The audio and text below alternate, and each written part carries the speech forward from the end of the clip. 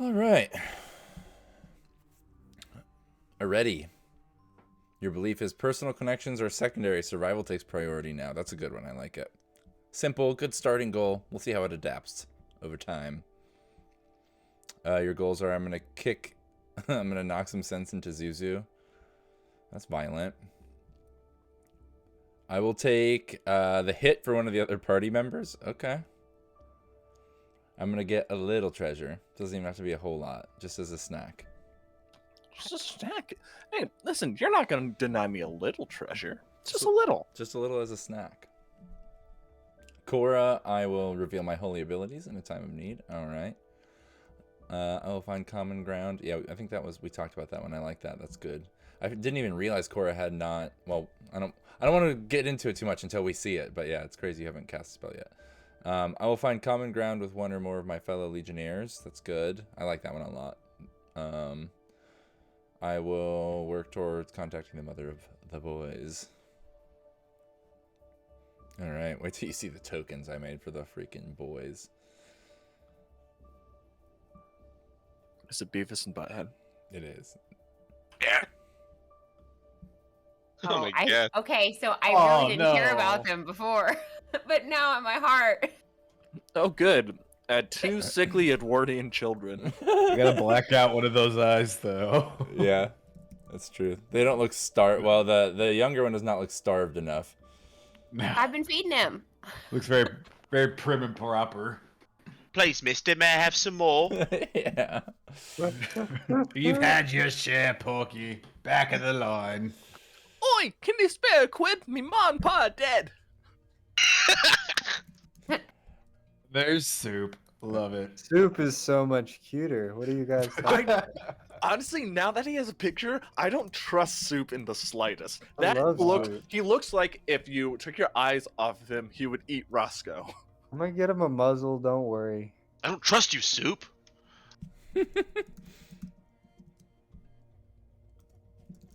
Hold on, let me show you the full picture of Soup because the artwork is really rad. If I can fucking find it again, maybe I won't be able to.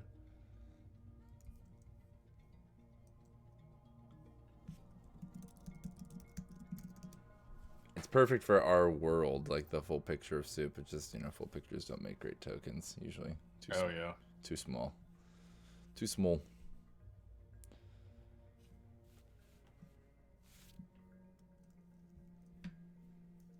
You know, Cora's the only one smiling in her token. Rachel Trash is smiling in my profile picture. It seems like a lot of the women in that thing that generator grinning. were smiling. Yeah, that's not true. Dante's smiling. Is he? Yeah, he's got a big old grin. He's You can just see so his teeth and tiny. all. I'm Yeah. zooming way out. Oh, he's smiling. I see teeth. He's Yeah. got that devilish grin. That was such a settle token. Like I could not find the perfect token. I went, this is close enough. It's All right, pretty I see good. him. I got He teeth. looks I see him. 48, but you know, it's cool. Mine is famed skeptic James Randi. Rip. That's who I thought it was. And I was like, man, that looks a lot like James Randi. Where did he find this That's pilgrim exactly who I guy? thought it was too. It's that's who he is. Poor guy, I miss him. Sorry I for think mine is a southern farmer who sits out on the porch with a shotgun. Oh, that is sick art, by the way. Ooh. That's Soup. That's who we saved. He has a gun. Who gave Soup a gun? You guys had a bunch of rifles on your boat.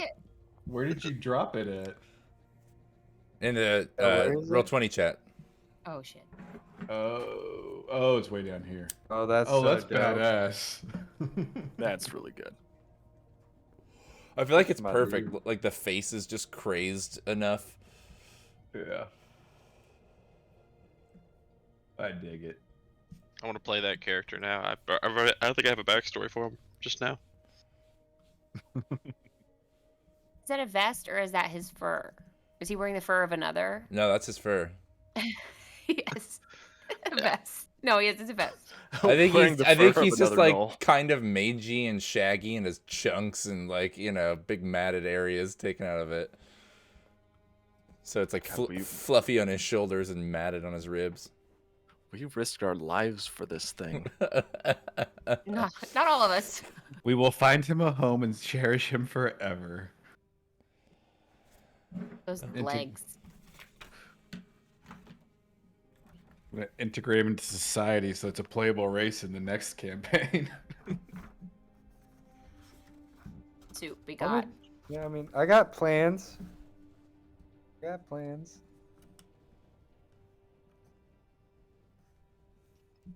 I think it's really Soup's story. I think that's what I've gathered from the campaign so far. That makes sense. It's Soup stories, and we're He's- all just side characters in it. He's just becoming a DMPC. I've been writing all of the session logs under, his viewpoint, so they're just blah blah blah, blah soup. I think by the end he's gonna be like, "Dear friends, we've been through so much together." It was a trick all along. Dark and stormy nights have blown in. This entire ruse was a test to see if you were worthy of my gifts, and you are. You all get one wish from me, Soup. One wish. Do you Although know my real name is Alabaster McCain III. Zuzu? Do you know what the treasure in the desert really was? Friendship. I'm fucking killing you right now. Yeah. If someone ever tried to say that to me, I would maul them immediately. Especially after it's like I didn't want to be in this desert. God damn it. All right. Okie dokie. So, let's start the session. You find yourselves at night in the entrance to the crypt of the cat god, or one of the many. And yeah, if you recall, heavy stone fell and blocked the entrances just as you came down the stairs. But you could still hear through the cracks around the stone the people chasing you on the other side. So they were going to the other entrance to cut you off. So you don't really know how much time you have. It is entirely pitch black down here as well. Does anybody strike a torch? We may have established this last time, but I can't remember. Assuming we have torches. Yes, I do. We. Oh wait, yeah, we were on a ship with all kinds of like goods and stuff. I'm sure they had torches on there, right? All right. We never really addressed what we got off the ship. Well, I don't think you were planning on abandoning it yet. Right? You just I had, didn't think we just stripped it. yeah. Well, when we went back to it, everybody grabbed something. Everyone said they're like, "Oh, hey, I grabbed a little bit before we run off." So I'm not sure what that got us. Yeah, I definitely didn't think about grabbing anything because I guess we knew what we were doing when we got off the second time, though. So I feel like like torches are something you would take with you, because we were getting off with the plan to like stay the night. I would want a torch, at least one. Okay, well, let's see if there were torches to be had. We didn't roll for what was on there? I thought I could have swore we did. We kind of moved too quickly, and we just never addressed what all we grabbed. Like, we know Cedric pulled a bow from the bottom and some arrows, but that's as much as you told us was on there, other than cannons. Okay, let's see. Yeah, and a chain that I shot out of a cannon. So that we don't Yeah, have that anymore. chain, cannon, some black powder, and maybe some rifles. I think. I feel like there's so much that happened that we just kind of didn't, like, oh, here we are now. Hold on, this is not the roll I want. ah, yes, a uniform. I grabbed it myself. My name is Deckard Kane, and I'm looking for the heraldic device. That's the Herodric cube, Yeah, I know. I believe. That's exactly what I thought of when I read that, though. It's like the heraldic cube? Stay a while and listen. You didn't grow up quoting that. You did not live a true nerd lifestyle. Yeah, that. Hey, what can I do for you? What are you buying? Yeah, What are you selling? I think my last go-to was, "Hey, yeah, it's me, M-O-N." Oh, no. Yeah, did that one for years, like from 10 all the way up to 20. I really thought I had a little gear table in here to roll random gear, but I guess I don't right now. One sec, I'll tell you what we got. Let's look at the shops.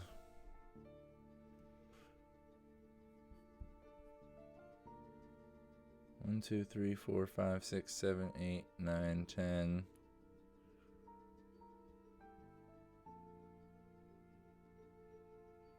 Nice. So you can roll, or I guess I'll roll it.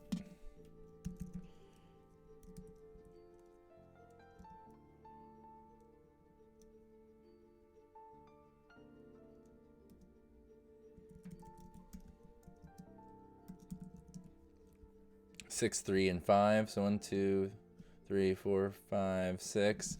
So 10-foot chain. 3, 2, 3. I'm typing it in as you say it. UD6 garlic / herbs. That's not super useful. And 1, 2, 3, 4, 5 UD6 iron spikes. That would have been helpful with the cannon. So would that garlic. Let me roll 2 more. 5 and 1.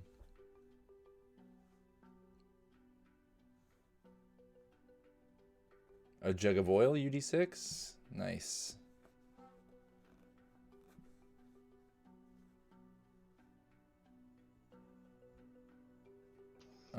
And then 50-foot rope. And I'll go ahead and just say, because I didn't roll it, torches too. I think it would just make sense. They would have 1 UD6 bundle of torches. So 50-foot rope and 1 UD6 bundle of torches. That's what you're able to claim from the ship.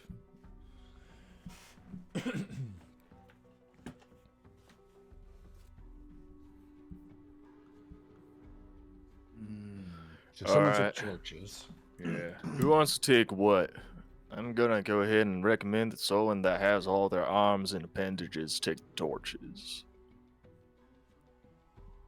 Don't we all have our? Oh. Marco looks down at his missing arm. No, I reckon not all of us do. Ah. Oops. Need to lock that in.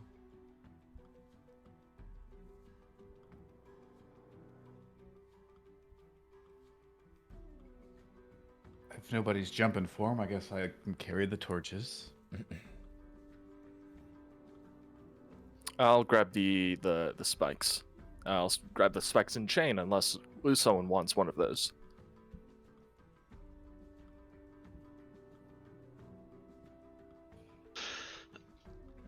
Yeah, I don't know if I would have much of a use for anything.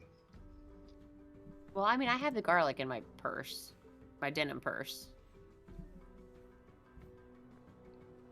Okay, so it's garlic, chain, spikes, torches, and Guess I'll have the anybody wanna oil. take say oil, and anyone want to take a rope? I could take the rope. There you go. Yeah, I recommend you keep that oil on hand, because torches aren't known to last forever. We might need to make some of our own if need be. Molotov cocktails. So last session you said was there cracks around the door so we could hear their voices or something? Right, yeah. That's not, it's just like a big, heavy, roughly rectangular stone that fell from the ceiling. So it's not like a perfect fit in the hallway. There's like an 1 or 2 inch crack on one side, you know. All right. What are we looking at here? I may have something that can give us a sense of what's out there. And Cedric reaches into his pocket and pulls out a handful of something, and then kind of pulls up his hand to his mouth and blows. And is the torch lit yet? Yeah, we'll say Dante lit up a torch. Okay. So you guys see bugs kind of flitter away. Go, little ones. Yes. Go and tell me what you see. And he sends his little swarm of ladybug familiars through the crack in the door. And I don't think he could like talk with them, but he could feel a sense of what they saw out there, kind of. Ooh, he has ladybug familiars. Pretty cool. Yep, I rolled it. That's what I got. Nice, I like that a lot.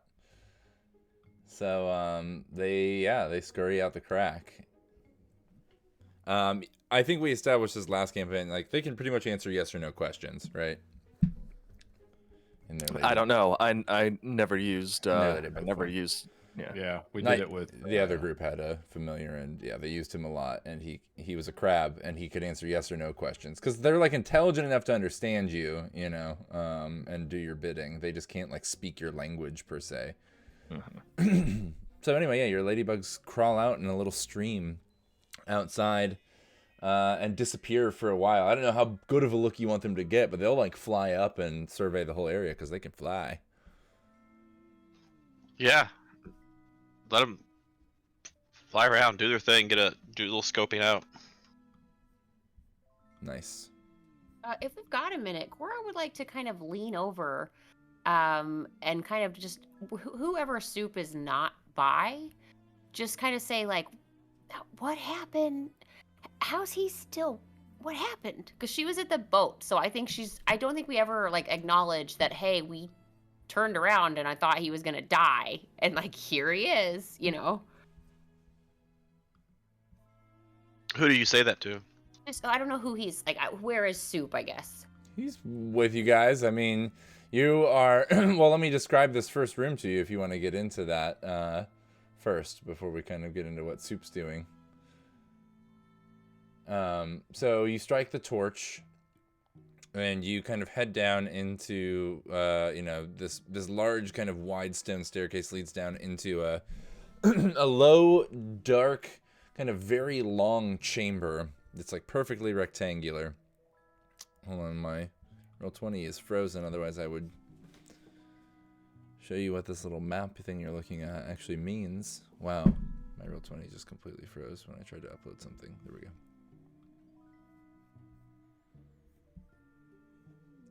So this weird, like, kind of little overlay you guys are looking at is how I like to do dungeon crawls sometimes.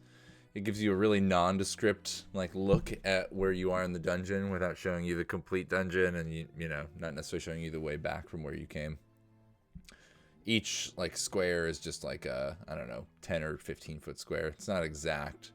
But so this first one here, see that one? You see my ping? That's the staircase. Yeah, I'll make it smaller. And you guys kind of come down into this big room. There we go. I do this because I want you to use your imagination rather than the map to show you, like, kind of what you're seeing. So the room that you walk into has 3 exits. It's got a hallway to your left, hallway to your right, and a hallway on the, like, you know, the other side of the room from where you came down the staircase, and you make it even smaller. There we go, that's better.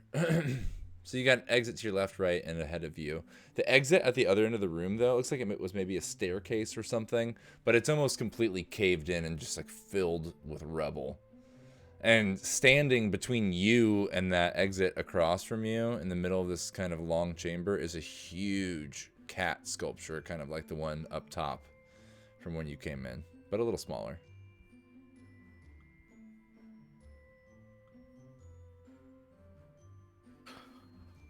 If we're gonna go deeper into this place, someone needs to be someone needs to be trying to chart a map. No, we don't, unless anyone's got parchment they haven't heard us about. Someone should try and devote where we'll go to memory. I do have these menus that I swiped from the jail. The one side says onion mash, but the other side's blank. Does anybody have any chalk? If we have something to write with, that would be perfect to use. Fortunately, I'm afraid I ain't got much in the way of writing instruments. Wait, didn't you guys find chalk on the boat, or no? Didn't No. list chalk. No, never mind. Okay. I just read it on the table. That's all. You could just leave a trail of the paper, you know, drop a little piece, keep going, drop a little piece, keep going.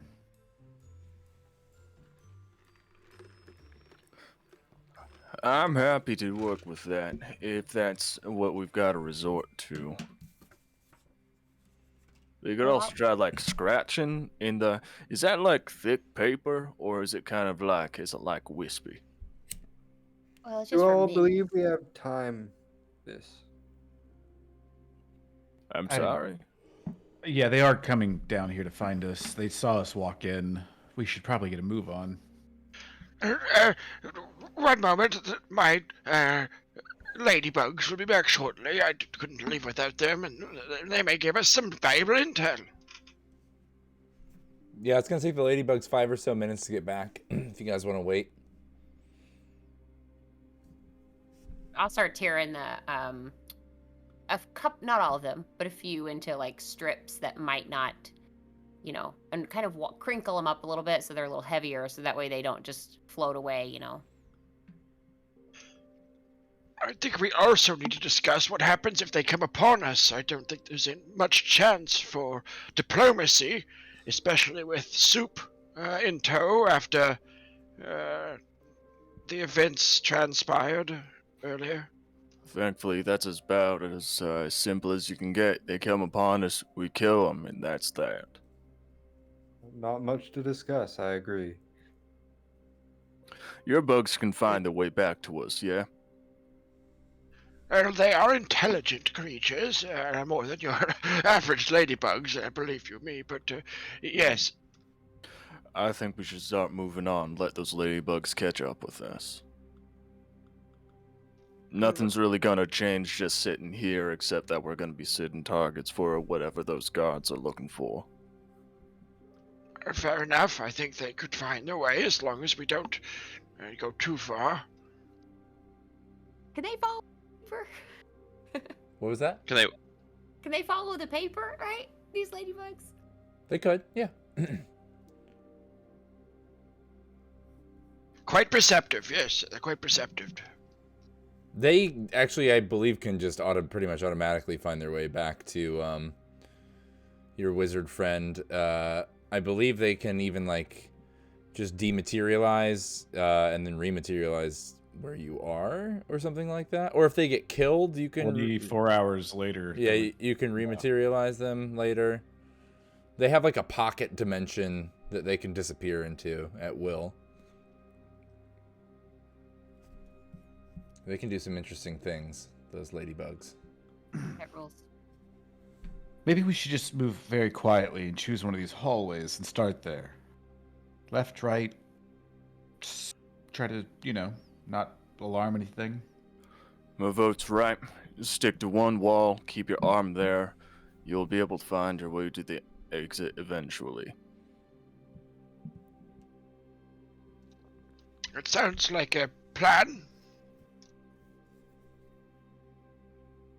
Well, then we should get a move on, right?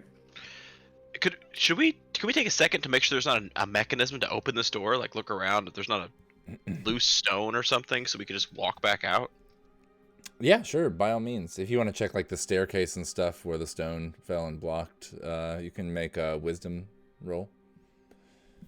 You're also in a first level, dungeon level 1, which means you add 1 to most rolls when it comes to like traps, searching. If you get to the second level of this dungeon, then you add 2. It's kind of like the difficulty level. So wisdom check plus 1.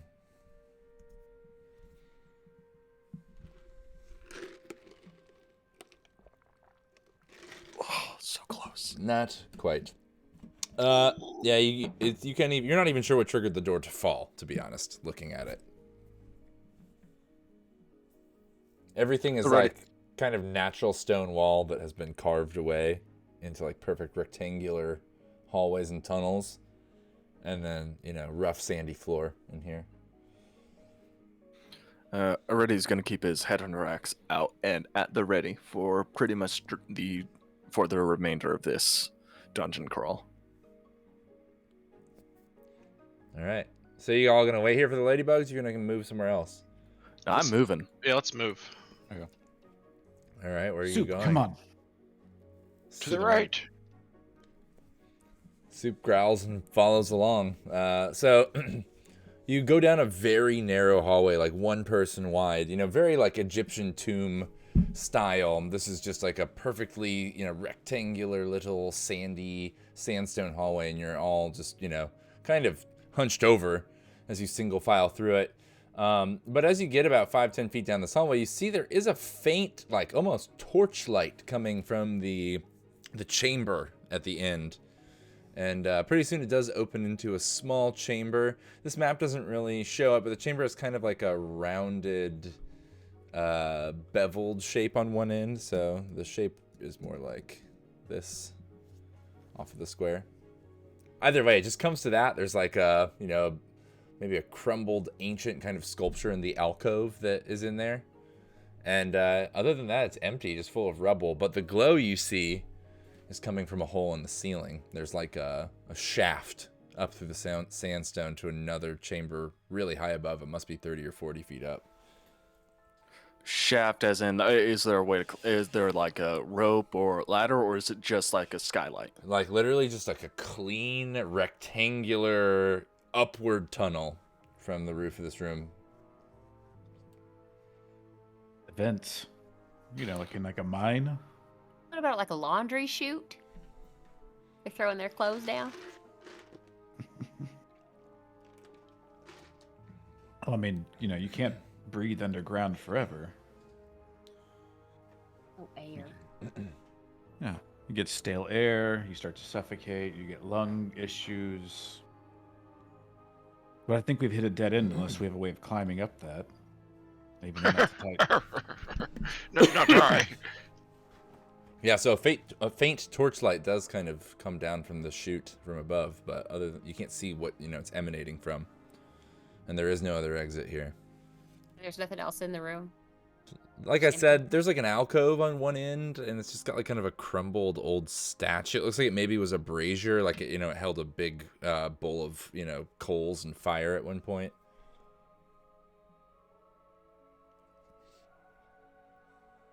We should probably make haste and check out the left path and then. All right. Agreed. All right, so you head back to the main room. The ladybugs are trickling back in at this time. Also, roll your torch usage die. Torch, where'd you go? Boop, rolled a 6. Yeah. Nice. So the ladybugs trickle back in, and they flutter over to you and crawl up your arm in a line and kind of circle around your head and towards your ear. And, the bulk of them kind of flutter from you to the wall in front of you where they can answer your questions. I think they probably just make, like, as a formation, they make a simple shape to answer, like, yes or no. Probably like a little circle or a little line. Yeah, I love that. Quickly, my lovelies. Did you see them coming for us? They make a circle. Which is yes, Yes. correct. Mm-hmm. Yes. Were there more than 10 or less than 10? Or were there more than 10? They seem unsure for a second and then make a circle. Oh my. Does anyone else have any questions for the ladybugs? I could ask them if you'd like. But it's all way out. Yes, brilliant, Coradine. My lovelies, did you see a way out besides the interest they're coming to kill us from? Let me think about that for a second. Let me think how they'd answer. Let me take a They look. form a question mark. Yeah. Let me look at where they've been real fast. Or like 3 little dots typing like you're getting a text. Yeah, you get a little rolling ellipses animation. Let's see. I'm just trying to look at where they've come out of. So they see.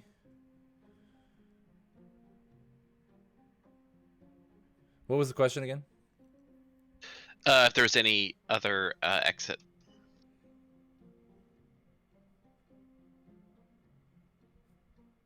There is, yes. They say yes. My lovelies, clever little girls.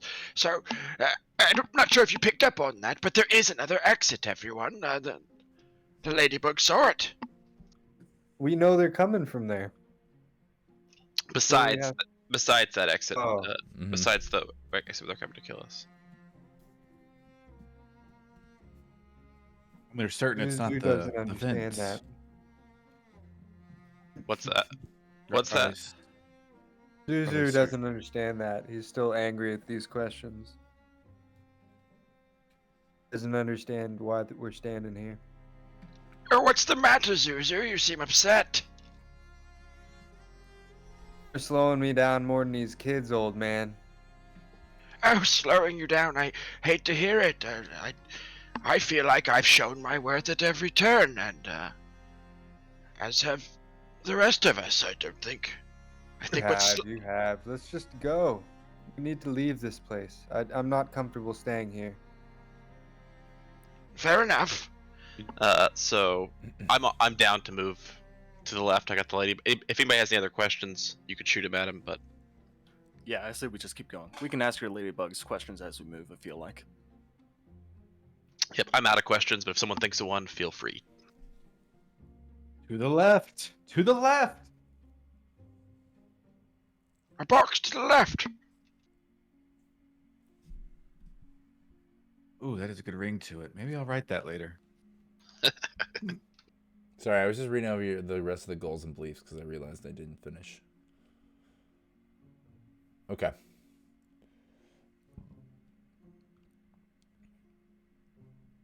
So you head to the other side. Takes you a good, oh my god, I accidentally hit back. Takes you a good 10 minutes to kind of cross the room, go down the next hallway. It's pretty much a mirror of the hallway you just went down. Super skinny, single file. And it comes into a mirrored kind of alcoved room on the other side. The only difference is there isn't rubble. The kind of sculpture and brazier aren't crumbled away. And you can see that in the wall, like low on the wall at the floor level, like the rubble must have been covering it in the other room, is what looks like essentially, yes, a laundry chute, like you said before. This one doesn't go straight down. This one's like at an angle, like a slide, but it's incredibly steep. That's what this little northern hallway out here that you see is. Okay, so that's a chute. Okay. Super narrow slide-like chute. And there's no way we could traverse it when you say extremely steep. You could slide down it, yeah, for sure. Oh, okay. Climbing back up, maybe not. It's very narrow, so you'd have to pike. Well, we've solved that. I guess we're going straight up the middle then. I start heading out back into the main room to go take that northern passage. That way is completely blocked by blocked. rubble. Yeah. Oh, I think really? this is our only option. Is down the chute. Oh, this goes down? I thought it was like coming from up. No, it's a slide down. So you could slide down from I here, but you won't be misunderstood. able to climb back up. It goes deeper underground into the darkness below. Shall I send the lovelies? If not, we can slide down. But if you want to know what we're sliding into, I'd be happy to.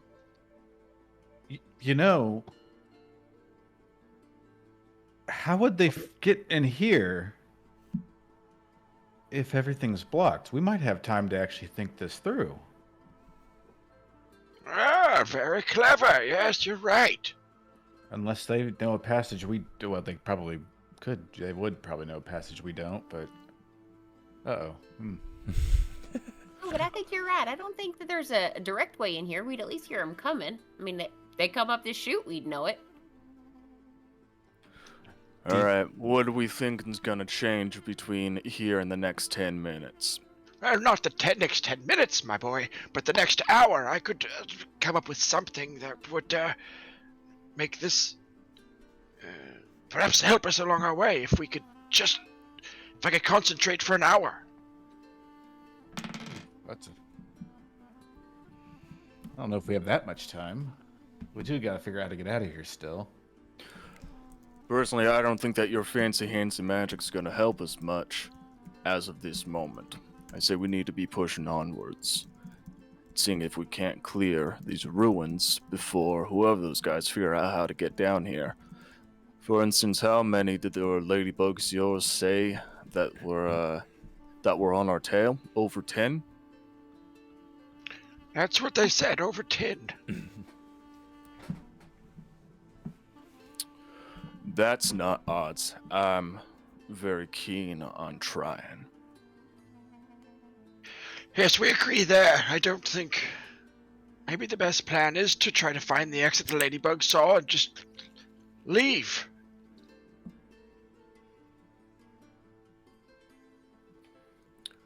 Only one way forward. We can rest here if you all like. I just don't think it's going to change anything. One way or another, I think we're going to be needing to go down that there slide.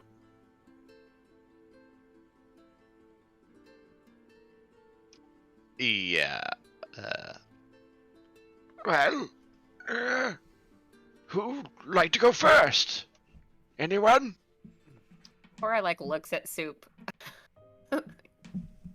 Roscoe? Soup's just like, Soup? One of you with the torch be right behind me, would you? I'll go first. Oh, this is dangerous, but okay. All right, I'll make sure that someone behind me is with the torch, so I'm not bathed in darkness for too long. And Already's gonna take the first slide. All right. Already, you slide down the chute, and it is a long, bumpy, sandy way down. You go through many cobwebs, scorpions and spiders fall out of cracks on you as you slide down. And pretty soon your butt bumps onto a hard sandstone block floor. This is not like the dusty kind of rubble floor of above, but this is like giant pyramid style blocks, you know, making up the floor of the chamber you now find yourself in. You have the torch, or are you in the darkness? I'm in the darkness. I wanted someone to be right behind me, so I'm not in the darkness for too long. Okay. Yeah. So Dante gives him like 10 seconds and then goes right after him. All right, so everybody else is now in the dark at the top. Yeah. I don't like this. Onward. I think Cedric would say, "You only live once," and slide down. So pretty soon you all pop out into this perfectly rectangular sandstone crypt room, and you know, at the bottom of the slide. The room you see has like some portcullis style like iron fences kind of cutting across it. They don't go all the way across, they just kind of jut out from the walls, kind of separating it into segments. It's got an old brazier in the corner near where you come out, like an unlit, you know, kind of lamp. And then there's a stone sarcophagus at the far end of the room. There is an exit at like also kind of the far end of the room to your right. Although it is also covered by a closed portcullis, like iron bars bar the way.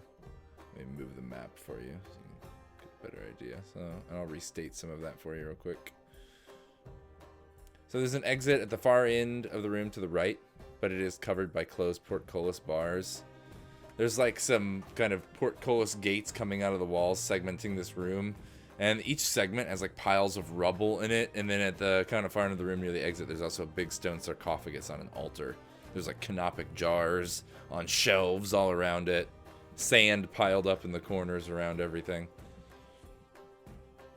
I'm gonna point at the brazier and say, I reckon you should light that up while we still can.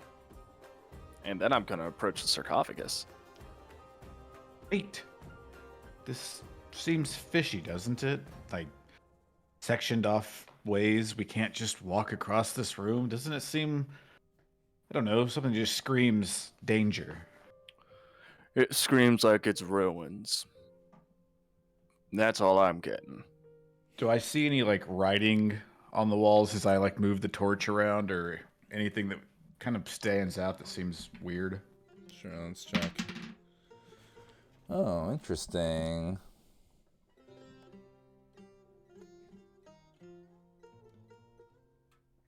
Why don't you make a wisdom save? Wisdom check. Modifier 1 on it, right? Yeah. Hey, 7. All right. So yeah, you see the writing. There's no writing on the walls directly around you, but the wall directly opposite where you came in, here, has all kinds of writing and carving on it. That's kind of like, you know, overlooking the sarcophagus below it. And the sarcophagus and its altar are also lined in some sort of ancient writings, it seems.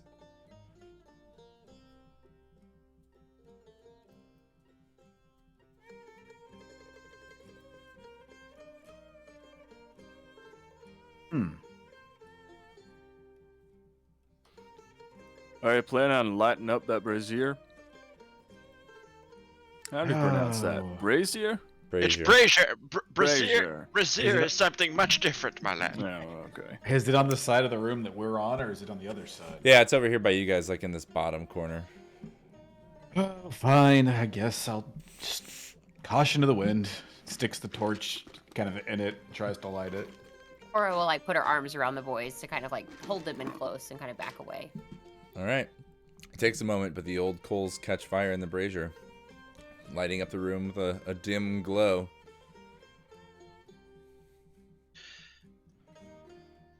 Could I take a look at this writing as a former Night Lantern? Would it be something I would recognize? What's your background again? Just Cult of Night Lantern, right? Oh yeah, Lamp Keeper. Yep. Well, I wasn't quite. I couldn't use magic. Only the lamp keepers could use. I see. You were just like a priest. I was pretty high up there, but you know, in our sect, there was only one guy who. Comstock. You were the right hand man. I was an elder. Make an intelligence check. I'll let you do it at advantage. +1. Hey. Oh shucks.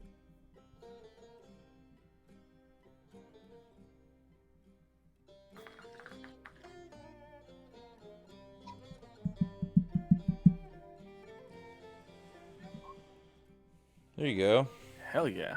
I'll just take that one. I was gonna roll it twice. I always forget to click the advantage, but Oh, no worries. Well, either way, you succeed. So, yeah, being from the Night Lantern cult, you know, were familiar with some of the cat god worship, as the Night Lantern cult is kind of considered I think it's usually the Dead Keeper cult is considered like the kind of the servitors of the cat god as well. Like they also kind of act as, they're not really clerics of the cat god. There are no clerics, but they take care of the temples and stuff.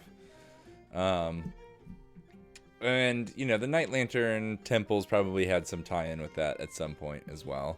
So you are probably familiar with the cat god and some of the writing. I think the writing is probably just old Codalect, which is what a lot of spells and things are written in as well. it is quite interesting. Yes, maybe not for our purposes, but very interesting. Yeah, I think if you read it for a while, you do come to something about treasures buried and curses laid. Yeah, I think Cedric kind of read it slowly, like treasures. And I don't know this word, and then it's buried. Oh, I know this word certainly. It's curses and laid. Treasures buried, curses laid. Well, a little sugar, a little vinegar. Well, I like the treasures part, and personally, I don't know if I much believe in curses. Oh, curses. My cousin was cursed. He really was. You just wouldn't believe the things. Everything he just did bad. Honestly, most of the time, whenever someone says they've got cursed, it was mostly like an STD.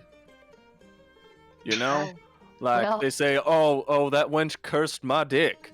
And I was like, that's your syphilis. Oh, God. Well, it did happen after a night. That's a night all out. that is. Yep, Running it- joke of syphilis. Wow. I hate to interrupt here, but we are locked in this room, and no clue on how to get out of here, right?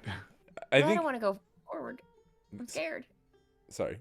Soup Go ahead. Soup starts sniffing the air, like you know that dog sniff. Nose up in the air, like he smells something. And What is it, old boy? Zuzu's pulling out his warhammer and following Soup. He starts like inquisitively sniffing, you know, like he's almost in hunter predator mode. His hair starts to raise up on his back. He gets down on all fours and he starts sniffing the floor and kind of going in a trail, weaving back and forth. And he goes right over to the sarcophagus and starts sniffing at it and scratching at the crack in, the lid of the sarcophagus. Well, it looks like he has the same idea as I do. This sarcophagus, right, didn't say anything about it being cursed on the inside or whatever. It may, but it's beyond my comprehension. As much as I could comprehend is what I said. I couldn't give you any more Zuzu's gonna detail. be right there with Soup, opening up the coffin.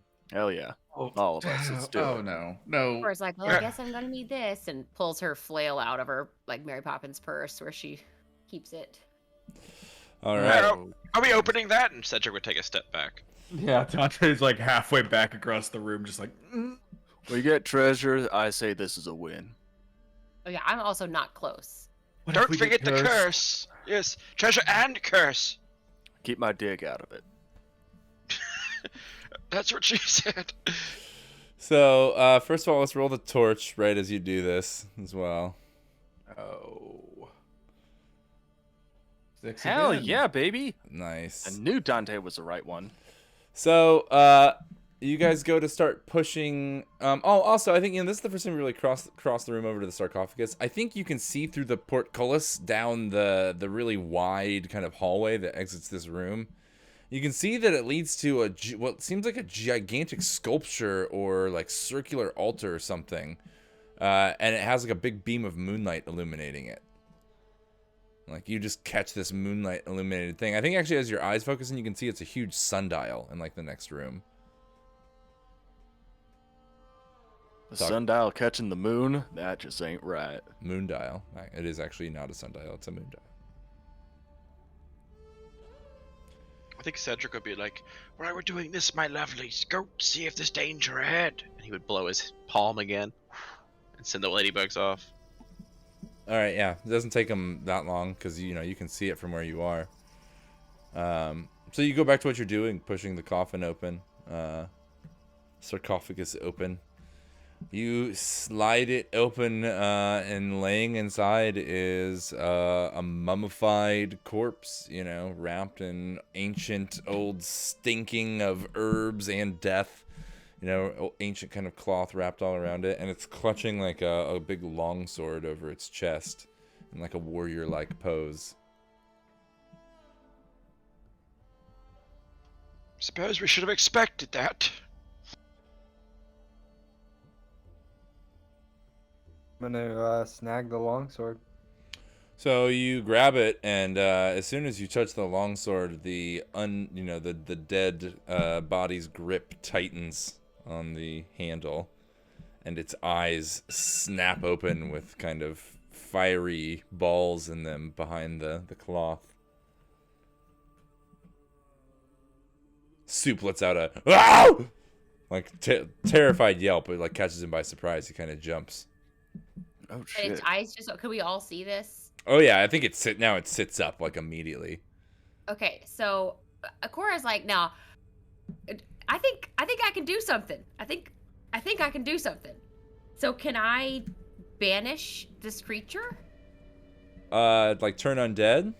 Well, banishing undead is like a thing I can do as a cleric in the Black Pack. So it just says I can attempt to banish nearby undead monsters as an action, using wisdom and adding their highest HD to the roll. Oh, if it's a group. So it has to leave. Like if I Yep, pass it or will whatever. try and run away. Yes. You So will can I turn do it. that? Yeah, for sure. Hold on one second.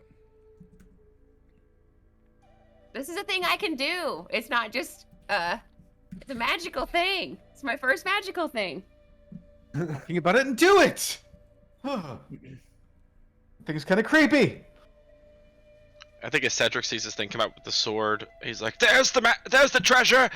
Oh, and there's the curse! So I will let you do it, but I think we should roll initiative because it is like already aware of you. You'll have to do it on your turn before. Oh, cool. Yeah. So it might get a chance to hit somebody first. Well, they opened it. They deserve it. Let's see. Let me put you guys on a map here. Why can't I spell writing? There it is.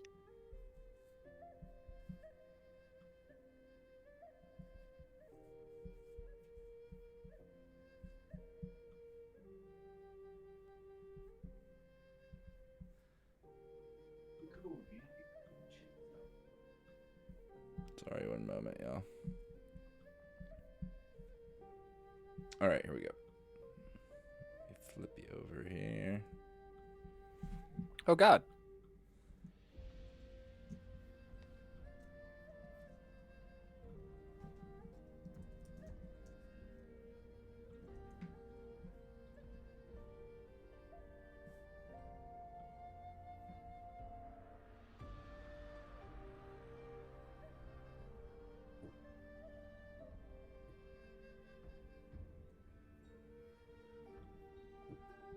One moment. I pull a token out.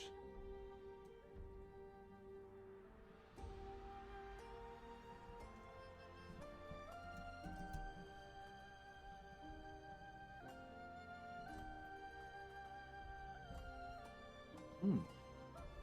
There we go.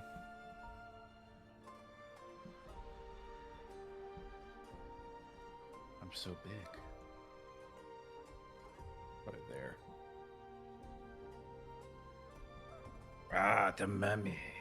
Oh, I put everybody's tokens on the map already, so I'm gonna delete all these out. Oh, sorry. Oh man. It's alright. I had you guys down in the entrance room. Here you go. Now you can spread your tokens out where you want. Look, boys, a mummy of your own. Up there. I turned all these nameplates on already. What the heck happened here? Dita and Roscoe. And the little dog soup.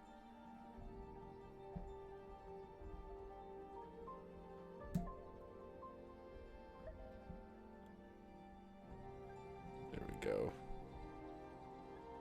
All right. 1 second. Everybody can click their token and roll initiative. Waha! Nope, that's a 0. Sorry, that wasn't successful. That was super unsuccessful. Unsuccessful. The opposite of that.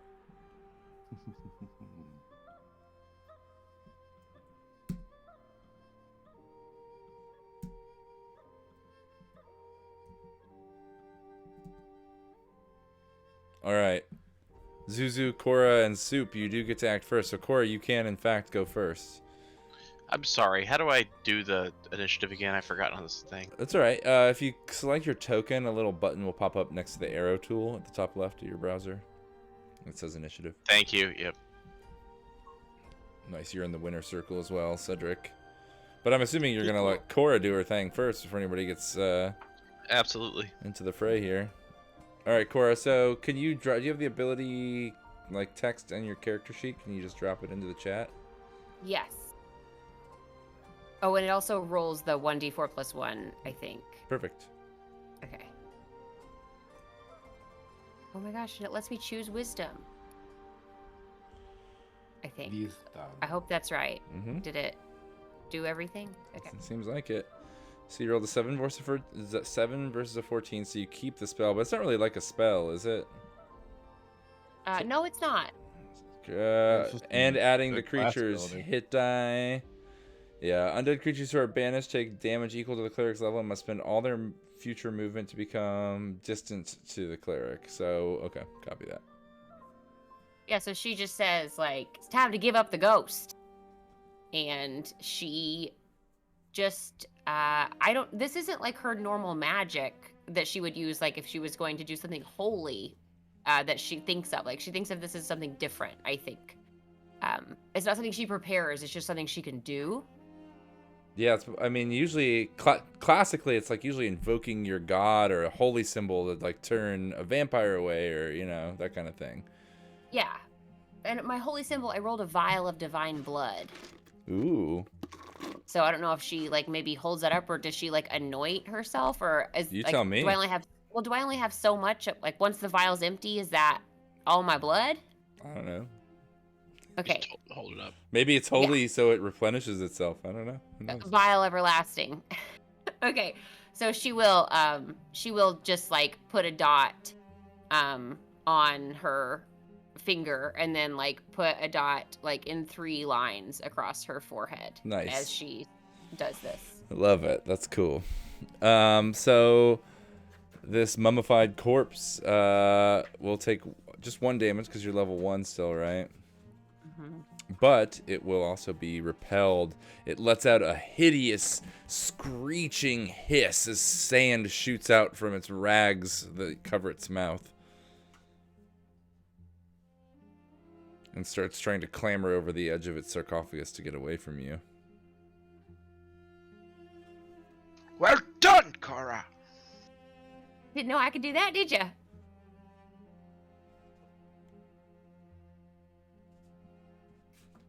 Seems like we all have secrets. But yeah, well done.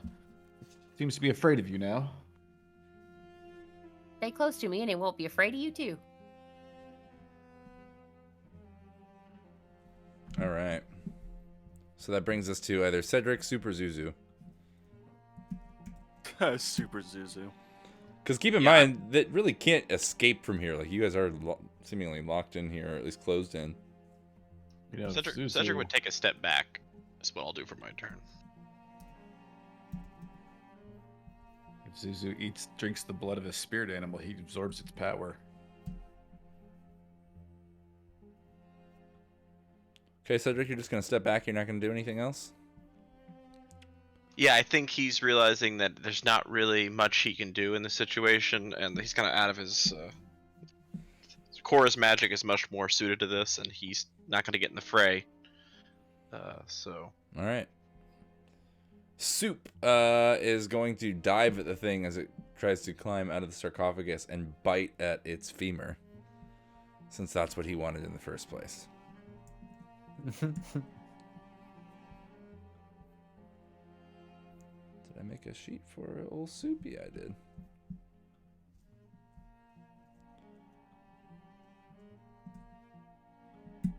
One second.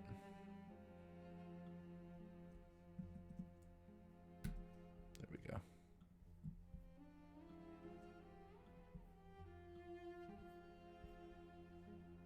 Oh, but he misses because he's just scrambling hungry. Alright, so Soup is like scrambling over the sarcophagus. The mummy is scrambling towards the portcullis. They're both kind of heading in a momentum this direction. And it's Zuzu's turn. Yeah, Zuzu's gonna smash this thing back into the coffin with his giant warhammer. Alright. And I'm a barbarian, and I'm close, so this is advantage town. Nice.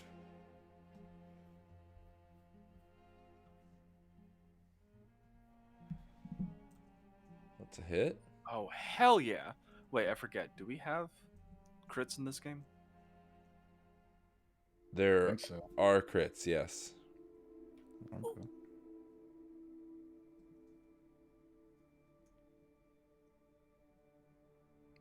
Was that a crit? I have no idea. I'm a little confused by the math. Yeah, it 1 was, or it was at 7. advantage. Yeah, +1. Why are you rolling +1? I do not know. Did you? Do we not have +1 from the? I forgot if that's just checks or if that's. Yeah, combat the as dungeon well. level doesn't. Monsters have their own level, and actually, Ah. technically, this guy is 2 levels higher than you guys. So you should be adding plus. Everyone should be adding a 2 to every roll against the monster. Okay. I forgot about Good that. to know. Okay, so add 2 to that roll. It's okay. Oh, But wait. it is already adding a 1, which I was just. Oh, that's your 1d4 from your great weapon. That's right. But it's also a 1, so it is a crit. So What does that mean? roll damage twice.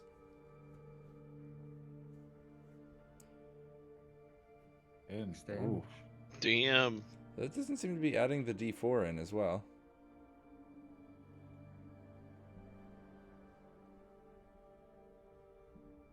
For great weapon damage, you still got to put the plus D4. Yeah, plus d4 in. That's right. Just roll 2d4 and add it to the 10 that you already did, though. Good lord.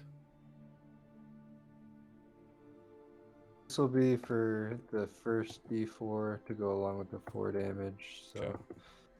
and this is the second D4. Nice. So good. Fuck. What kind of weapon is this, by the way? It's a 2-handed like war maul. It's got kind of a crowbill feel. It's like a giant hammer coming off of it, rather small hammer side. Spike sticking out the other end. All right, you crush the thing's chest in, smashing it back down into its sarcophagus, and it just lays there still. Soup just kind of looks at the hammer and looks at you, and then looks at the smashed chest of the corpse, kind of surprised. I'm gonna point at the femur and like nod my head. The corpse immediately bursts back into motion and sits back up.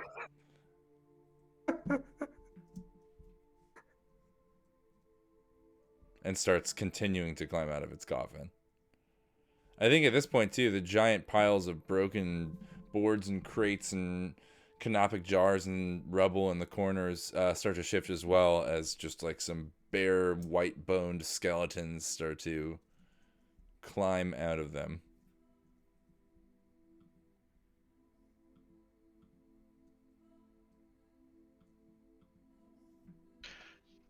I'm going to say the skeleton's entire turn is just appearing and climbing out, but your mummy friend here, however, is going to attack Soup.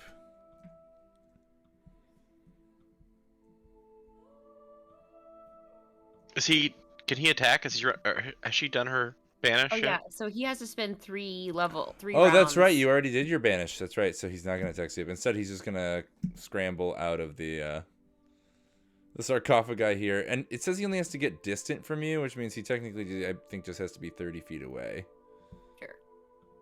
The furthest And he these can skeletons, I didn't know about them, so they don't count as banished too, huh? get. I think they probably do. I think that they're also maybe trying to get away. Okay, everyone's scared of me. This is very funny.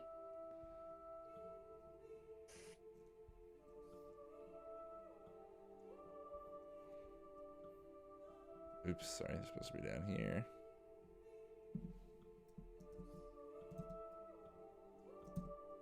I'll just stay behind me, boys, and they won't come anywhere near you, I promise. You too, Cedric. Yeah, Roscoe's like just, crying tears of horror. Well, we're all just skeletons. Those just don't have the skin on anymore. All right, yeah, the skeletons for their turn are just gonna, push as far back away from you as they can. I think Cedric would call out to Areti and Zuzu, "More of them down here!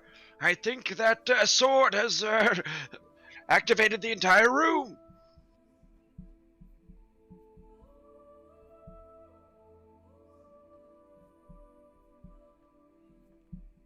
Zuzu's gonna kind of look back and say, "Go for it, Cedric." And I'm just gonna turn back to the mummy and keep charging at it, basically, or eventually. All right.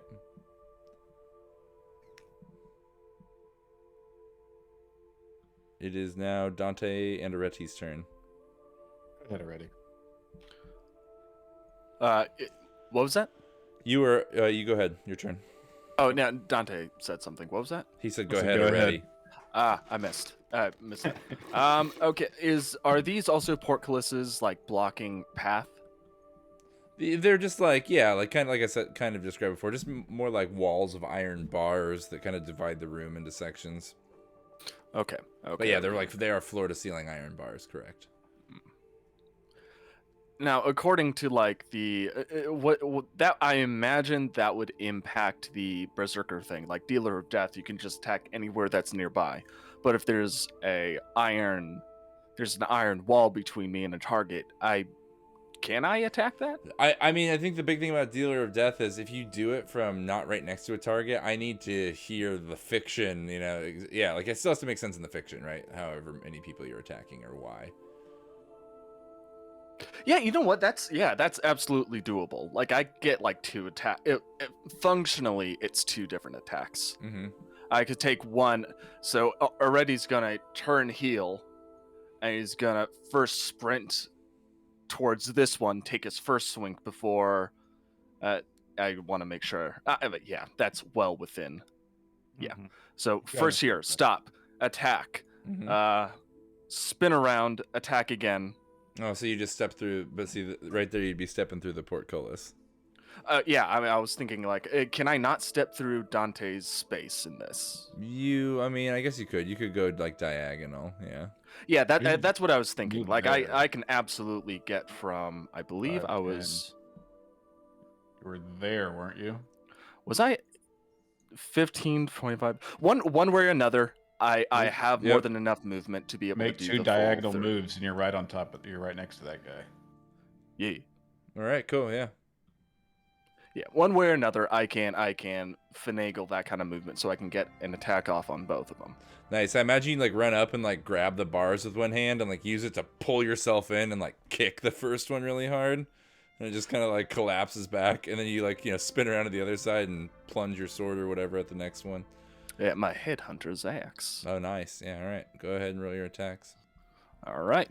Yeah, I'll have to end up right here because I want to make sure I get my berserker Yeah. stuff off. Keep in mind, you can always put both of the dice on one creature too, if that makes Sure, sense. I feel like I am going to be splitting them up for this one. Yeah. I don't know how strong these skeletons are, but they might just be squishy.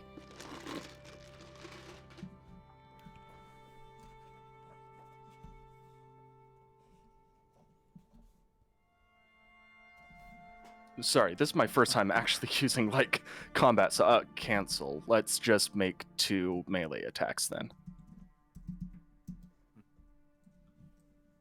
Where the skeletons are level.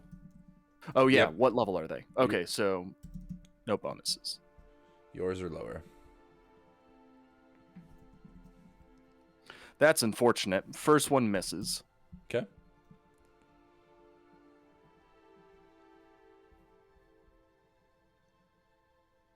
Second one will hit.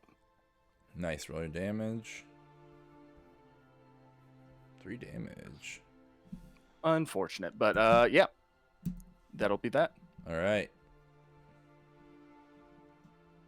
Dante. Already's going to town. Going to town on these skeletons. Say as he zooms past me, Dante just, not really into this, but Ramona, it's time to do what you do. And he steps forward and swings his dagger at this little skeleton here.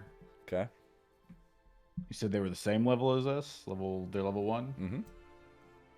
Cool. 6 versus a 9. With 1 damage.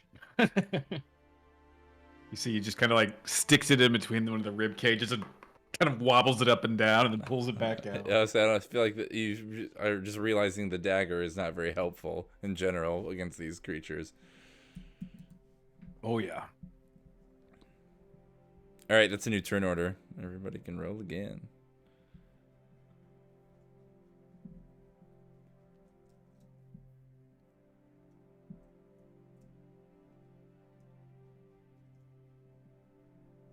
A whole lot of 1s on the board.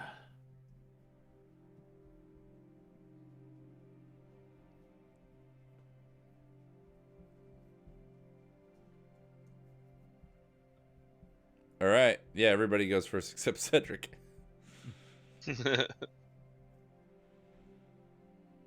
If Mummy Boys want to take their first turn, go right ahead. If who? Yeah, I'm charging right over. And I'm gonna smash this mummy more. All right. This is their second round now. Yes. Being afeared.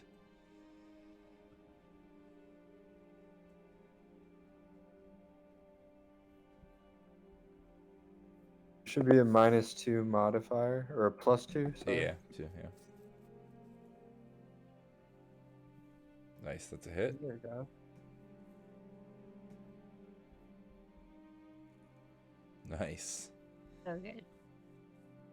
Oh. Yeah, a great weapon versus like a single strong enemy is like the best choice. It's not great against big groups, but single strong enemy, awesome choice when it's hitting. And describe how you finish off the mummy a second time.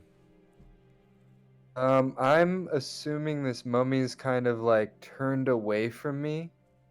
That's exactly what a crowbill specializes in. So I'm gonna see me kind of flip the warhammer around to the spiked side, and I'm just gonna hit it right into the back of this thing's skull.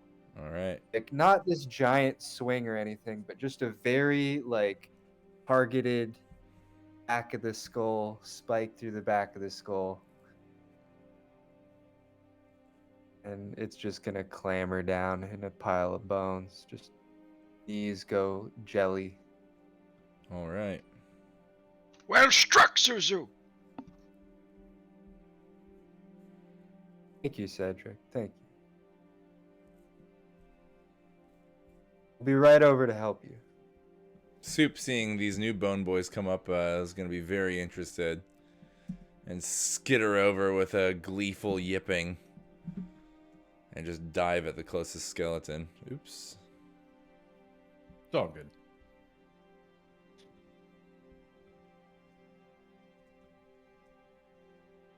Oh, yeah. Oh, yeah. Soup takes an arm off of the skeleton. It's looking about ready to collapse. He just, like, immediately rips the arm off, gives up fighting, turns, and just kind of sits down and starts chewing on it.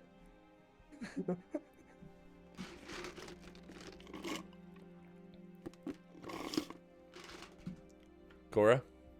So I was thinking, I don't know if this would work, because I could hit them. I could try to hit them for sure. But I was also thinking, could I move in a way that like tries to corral them up into the shaft? I know it's up, but you know, like if they're running away from me, Mm-hmm. could I try to make them, the skeletons, like try to get up the slide? I think if you can't go up it, they certainly can't. They're like, they can't walk that great even. Really. I was thinking like it would be so nice if we could get them in there and then Yeah. just kill them as they come down. I think it's like 3 or 4 feet off the floor, you know, 3 or 4 feet off the Okay. floor. You'd have to like climb up into it, and also it's like super upright. They wouldn't even. They'd get like 1 foot in. The first one would get 1 foot in, and that's I think as far as it would probably get. Okay, well, I mean, I can move up and try to hit one with my flail. Can I get to this, I guess the one by Soup probably, or either of them? Yeah, I think either of them you could make it to. You have Okay. to move for both. Yeah. I mean, he's gonna hate it. I think I'm gonna try and get this guy over in the corner. Do I have to do I'm bad at this roll 20. Can I get here?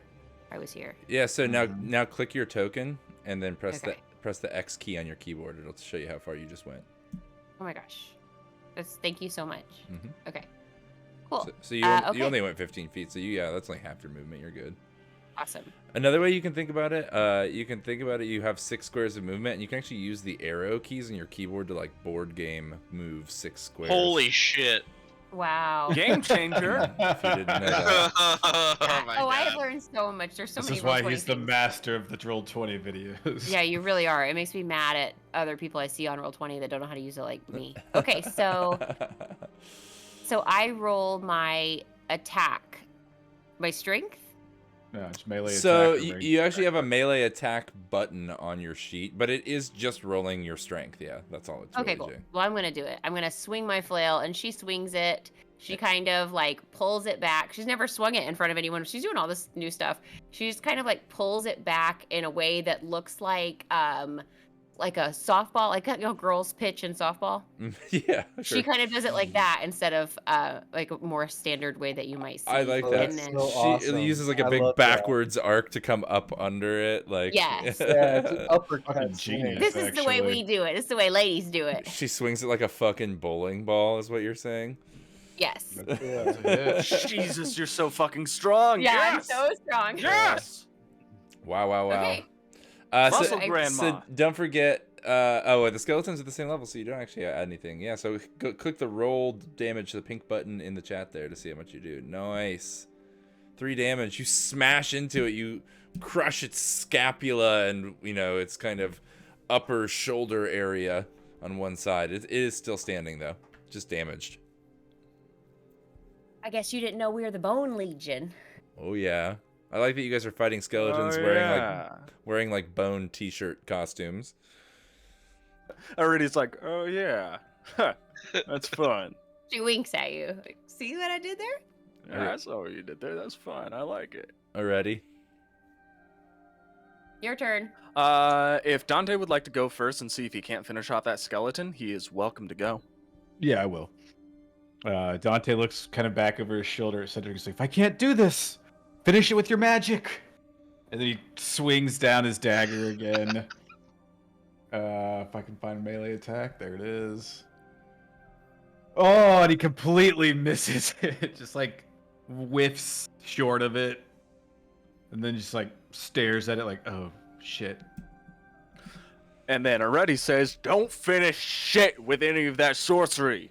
And then I'm gonna try and split up my my damage 1d6 each skeleton again. All right. It's gonna be first attack here, and then I'm gonna go 1, 2, 3, all the way over here. So I'm gonna roll them separately, but both at advantage. All Yeah. right. Yeah, this game doesn't have any opportunity attacks, right? I don't recall there being any. It's 3 damage to the one at the bottom. Okay. Nice. And 1 damage to the one up top. So you finish both of them. Hey. You smash the first one into the wall with your axe, just, taking its head off and also kind of smashing it into rubble at the same time. Run all the way around and crush the other one as well. Yeah, the second one uppercut, I just cleave the skull in half from the jaw upwards. Nice. It collapses back into the rubble from where it climbed out of.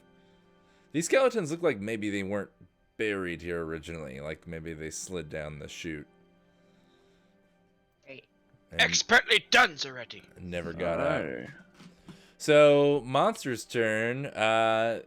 The hole smashed in the mummy's head does not seem to stop it from standing back up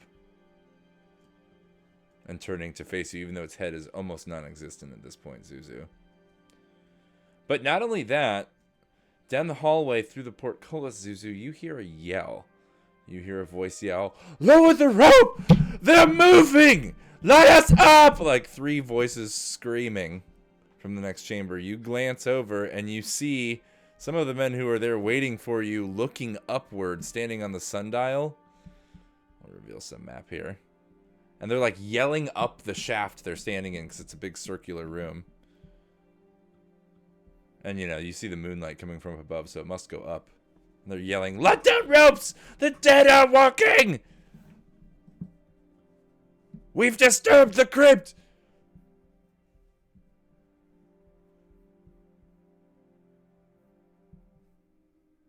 They're over there. Mm-hmm. These are, yeah. Wow. So I'm gonna yell back. It looks like the whole crypt came alive.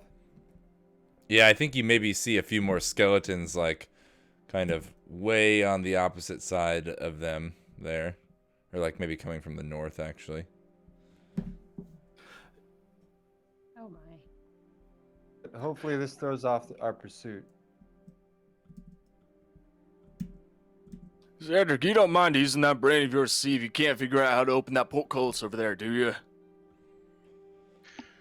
No, not at all. I'm currently... Get to it! So I would run to the portcullis and Keep in mind, I guess I'll wait till my turn. Is it my turn? it is Should I wait for- it is actually your turn. The mummy stands back up, but that's all it can really do. Okay. Oh wait, no, that's not true. Cora moved away. Never mind. The mummy stands back up and it attacks you, Zuzu. Oh. So roll a strength defense roll, as it finally uses its sword to stand itself back up like a crutch, and then it makes just one big stab at you.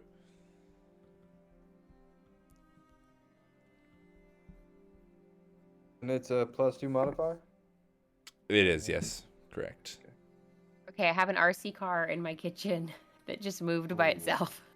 Uh-oh. Yeah. You I'm don't need so to add freaked out. you don't need to add the plus Yeah, sign just when 2. you're doing that. But either way, it's a 4. Good point.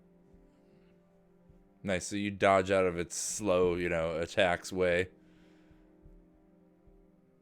And sorry, Cedric. Now it is your turn. Okay, so I think Cedric would run up and start fiddling with the portcullis. All right. Trying to find a way. See, is it a lever or a loose stone or something? You, I think, see a chain connected to it to the ceiling, anchored to the floor on the opposite side of the portcullis. So, like, you see a chain that, like, kind of comes down like this. So I think Cedric would call out, like, "It opens on the opposite side!"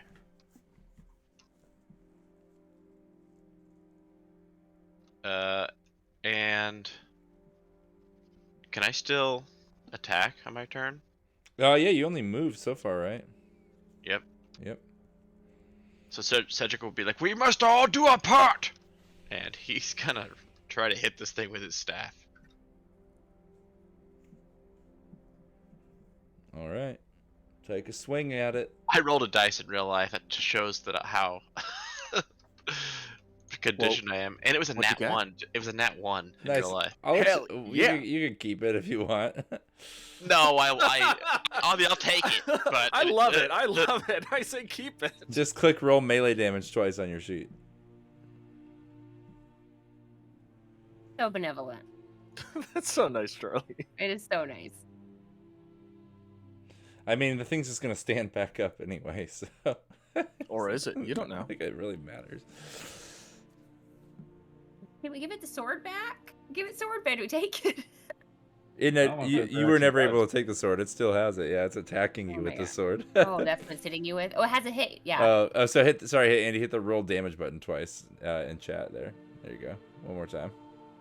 5 damage, which is how much HP it has. So you drop it dead again.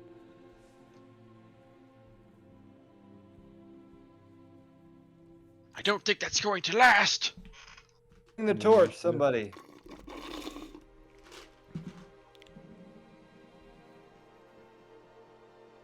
Throw the torch. I don't care. Yeah, I think he would call for Cora too. Like, Cora! Yeah. Oh, if I can, hopefully I can roll. And we roll initiative again. Yep, new Because initiative. this is its last round. We got about 6 more seconds of it being scared. Shit. It doesn't look scared right now. It just took a swing at Zuzu. Okay.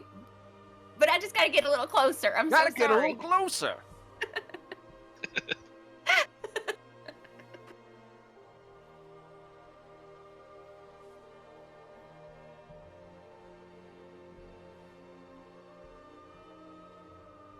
I did that thing where it added a bunch of people's tokens a second. No, never mind. I guess it's just a big initiative order.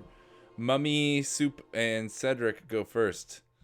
Mummy regains 5 health. Stands up.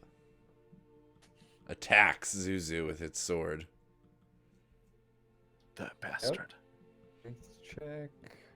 You rat bastard. But Zuzu defends. not? You're supposed to be adding, by the way, the 2 to this as well. Oh, you did. Nice. Or is that just your stat? This +2 that it's adding there. No, I'm adding 2 to it. Nice. Cool. All right. Yeah, so you dodge again. It's, like I said, I think pretty sluggish. That's the Mummy. Soup's turn. Soup can't be bothered. He's too busy chewing on a bone. And he's like, I think, his tail kind of like hits him in the nose while he's chewing on it. He doesn't realize it's like himself, and he like turns and growls at his own tail, and then just keeps gnawing on the bone. Cedric.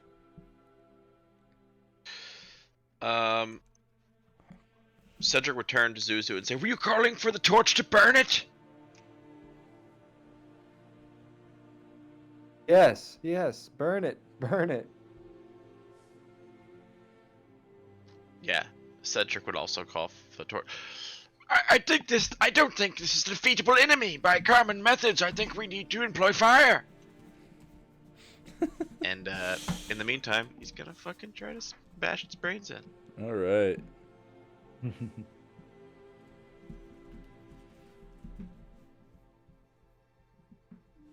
I love when a level 1 wizard gets their hands dirty.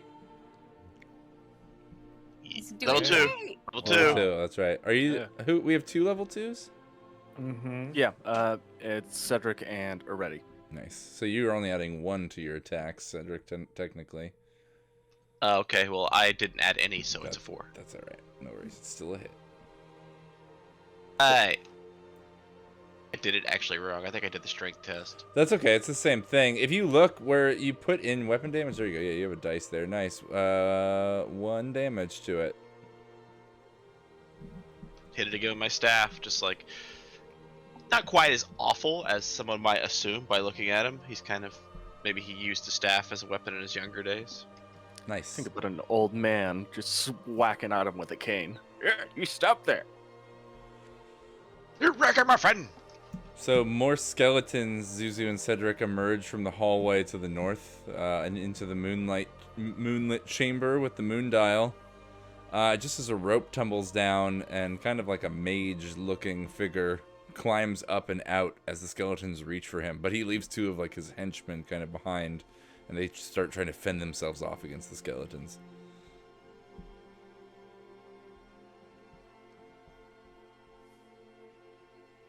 Bringing us to... Bottom half. Yep. Then you guys mind if I go first on this one? If you got a plan, go right ahead. Please. I've got an idea. Dante runs straight over to this altar of jars, seeing as there's nothing down here for him to fight, and he just swings his dagger across like all 3, trying to just destroy all 3 of these urns you mentioned earlier. Nice. Yeah, you smash through a bunch of canopic urns, which are piled up and have, writings all around them and stuff. And just stinking red and brown oils and tars and liquids from, however long ago spill out all over. And the mummy immediately, just collapses in on itself. Almost like magically sucks into itself, implodes. And is nothing but a pile of wraps on the floor. Dante, you are brilliant, my lad. Well done. Yeah. Thanks. That's what I'm talking about. Just, thought about the culture.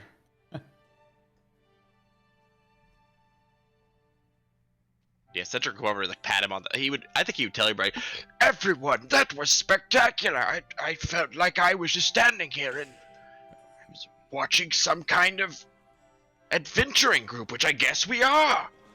I think right when you say that, you hear behind you just like a ah! And you turn around and see a man just being torn into bloody pieces by a skeleton. Actually, 2 men.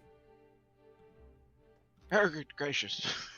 I'm gonna peek in real quick into the sarcophagus. I imagine there's nothing left behind, but just a cursory glance. It is full of different types of treasures, actually. Oh, hey, okay. Well, I'm gonna grab an armful of that. So the thing to unlock it is on the other side. I guess those guys over there are dead now. Yeah, I mean, fuck them. They could have opened it for us, maybe. Yeah, I mean, they could have, but they didn't, so fuck them. Dang it. Yeah, after they die, as you're looting the sarcophagus, the skeletons clamber over to the portcullis, and 4 animated, just kind of sand and dust covered skeletons wielding rusty scimitars just bang kind of silently at the gate, only their clattering bones and armor kind of making noise. So is there a number? I don't see where it says a number of times per day I can banish undead. If it doesn't say, then I assume you can do it as many times as you need. So I would say to everyone, I can make them scared again. I can make them run away if we think going away would help. I mean, they'd have to stay away from me. Leave them be. They're stuck. We're good. Well, what are we doing? We might go to the south. That's where he came from. Came in. Yeah. Oh, that's where he came from. I think there's only one way out, but is the rope still there? think it's a chain, isn't it? No, Was they it a like chain? they threw the no. She's talking about the guy that got away from the rope. Oh. They threw the rope down. And they pulled him up by the rope. He didn't climb it. Okay. Okay. Sorry. So yeah, I'm gonna say maybe we can kill some of these skeletons before we open. Oh, that's smart. Hey, just stab Uh, through the bars. Yeah. Or, we could just try Knock waiting their them arms out. off, or Maybe. Soup's enticed. I think at this point, Roscoe just Yeah. bursts out crying and like he runs back around the corner here and just hides. And Dieter's like, I'll go try to comfort him. You're a good boy, Cora, go Dieter. help him out. Well, I think Those I'm gonna kids stay up all here in shipshape case to we need to. go. He's all right. They're all right. I'm gonna stay right up here in case y'all need me to scare these skeletons away. I mean, I think that's a right fine idea. I'm gonna reach in and grab that ragged golden cloak. Unless anyone else wants this, I'm gonna take this. Nice. Yeah, by the way, everyone gets there's 28 coins for each person in the sarcophagus there. Oh my gosh. Yay. There's other treasure. Is there treasure sitting there? There It's in the is chat. also inside the treasure hoard, inside the sarcophagus. The body was laying on or was wearing like an old ragged golden cloak. There is a spyglass, which I'm gonna say is more like a magnifying glass than like a scope in this case, and an ancient noble crest with a cat head symbol.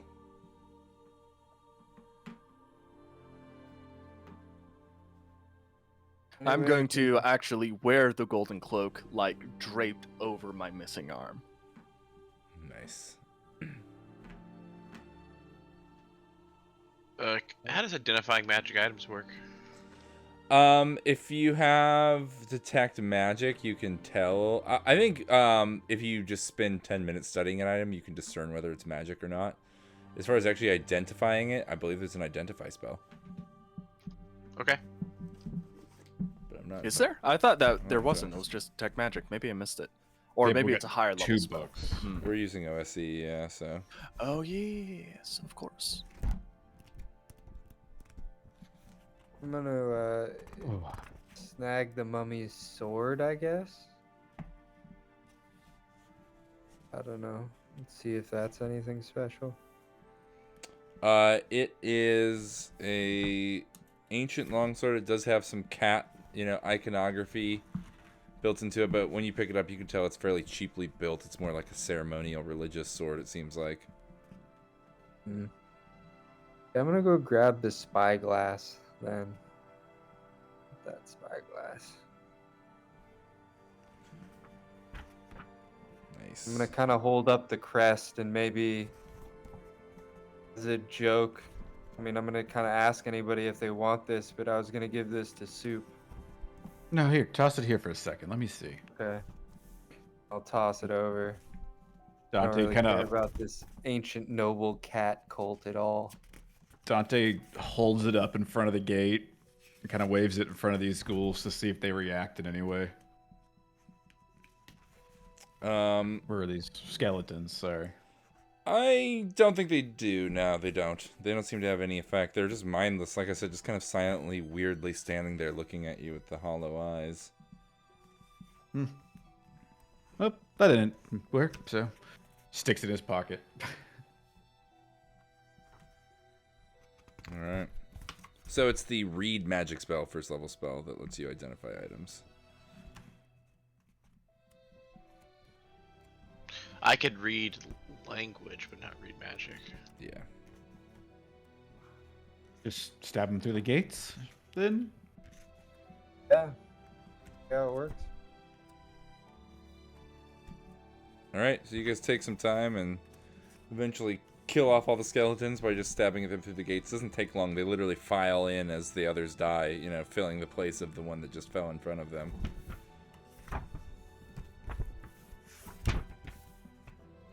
Now I'll tell Roscoe and Dieter, hey, we took care of it. They're all gone now. They're just lying on the ground like they were when we came in, so it's all right.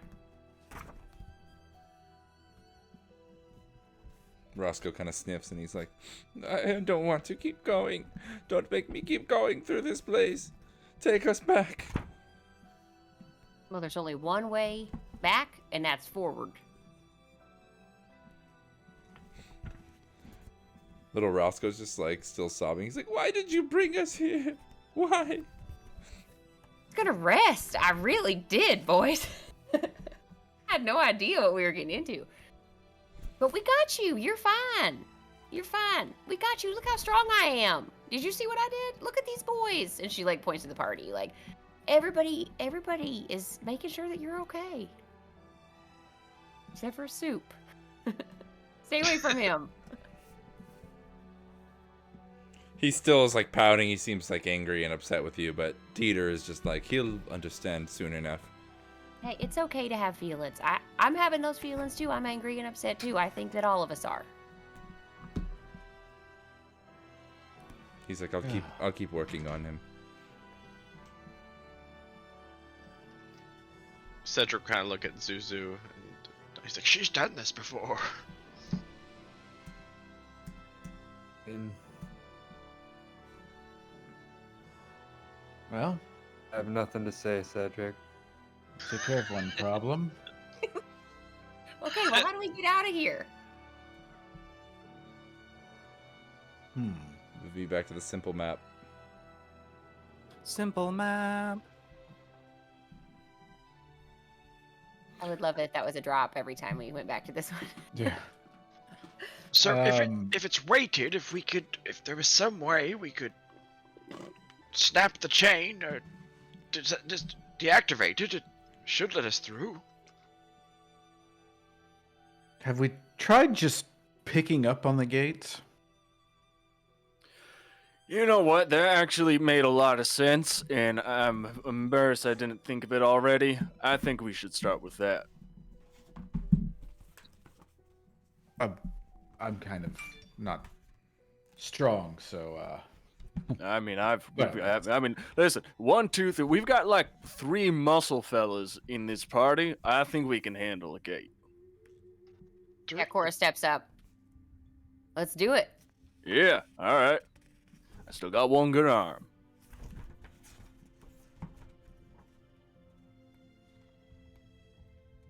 I guess we try to lift as Right. as a team. What? All right. 3, 2, 1. 1, 2, 3, lift. All right, One, all two, right. three. So I think one person does it and everyone else helps, like gives advantage. I don't remember exactly how it works, and it's been a while. I also don't know. I also don't remember. Everyone who wants to help lift, raise both your hands. Okay, well, that was just low. I don't think that was called for, City. In fact, I think any good graces you were gaining might have just taken a couple of back feet. Maybe. That was Andy, unfortunately, not Cedric. Oh. Oh no, you have Cora disease. Oh no. Roll your torch real quick. By the way.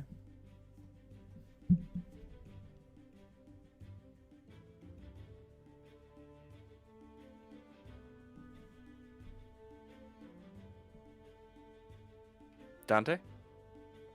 oh, sorry, I was zoned out for a second there. Torch. There it is. Yeah. That is, you are on Wow. torch today. Wow. Yes. Hold You on, are something you're on seems fire, get it? Something seems off though. I feel like that's It seems Let me like try on. Well, no, something it says real rolling, quick. but rolling d6 is still. Yeah, no, Nope, you're not good. I broken. think no, you're just rolling 6 consistently for torches. You're Yep. unbreakable. Mm-hmm. 666. For now. Oh God, no. Oh shit! You figured out Dante's God, hidden the curse. backstory. All right, so the torch blazes strong. Who's the main person making this strength check to try and hoist the portcullis up here? I mean, I'm happy to give Cora advantage if she wants to. If she wants to have the glory. Well, I don't care about glory, but if you think I can do it, I think I can do it. All right, so strength check. You add a modifier 1 and do it at advantage Ooh, for having help. thanks for letting me roll dice. Advantage. I don't know how to add a modifier of 1. I think it asks, doesn't it? Yeah. Oh my yes, gosh. it Okay, does. that's So you what just put that a- means. Just put a 1. And Thank you, guys. don't add the plus. Just put the number. Yeah, just put a 1 in there. Oh, good. That's what I did. Okay, here it comes. Yeah. Yeah. Okay, she Thank lives. God for the and advantage. She sounds like she has kidney stones when she does it. Like she just lets it rip, like as wrong as she can. She's like, ugh! Oh, nice. Yeah, so she, with all of her last of her strength is able to push the portcullis up. The chain goes slack, and one of you runs under and hooks the chain in place, holding the She portcullis. still has like the 3 lines of blood across her forehead, and she is just like sweating. Like this is the most she has done in a long time, and she's just like, it looks insane. I feel like. Yeah, I think already after that will be like, that was pretty good. I think you'll actually like wipe off one of the blood stains on your forehead. Actually, I don't know if I should have done that. I'm not a holy man. You know what? I'm just gonna. Yeah, hands to That yourself might have already. that might have been a mistake. That is my bad. Hands to yourself. So But thank you. You come to a crossroads. This middle square is the circular room with the sundial, the moon dial in it. If you go across the room, it goes to looks like a mirrored version of where you just came from, like another portcullis. And you can see a sarcophagus through it, just like the one from the room you just came from. And then to the south is the rubble-filled staircase that you're assuming would have been going straight from the first room. To the north, though, you see a hallway with alcoves, deep alcoves set in it. I'm gonna check on these fucked up corpses of the guys that got torn apart. All right. I mean, I just don't know what's left of them. Well, I guess maybe there's fewer than 10 now. So let's see. 3, 4, 5, 6, 7 coins, a ticket to a play.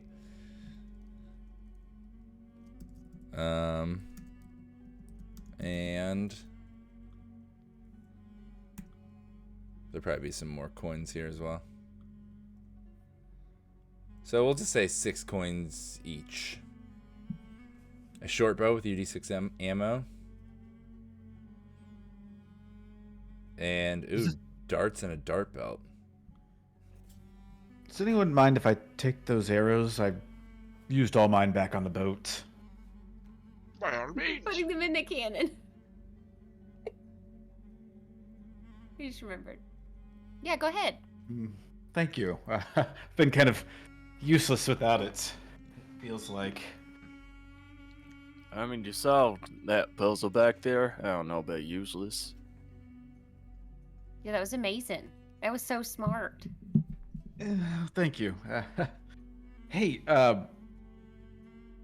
darts? I don't know if anybody, could use those. I look over at Cedric Cora. Either of you got any range options? I don't know. My deck isn't horrible.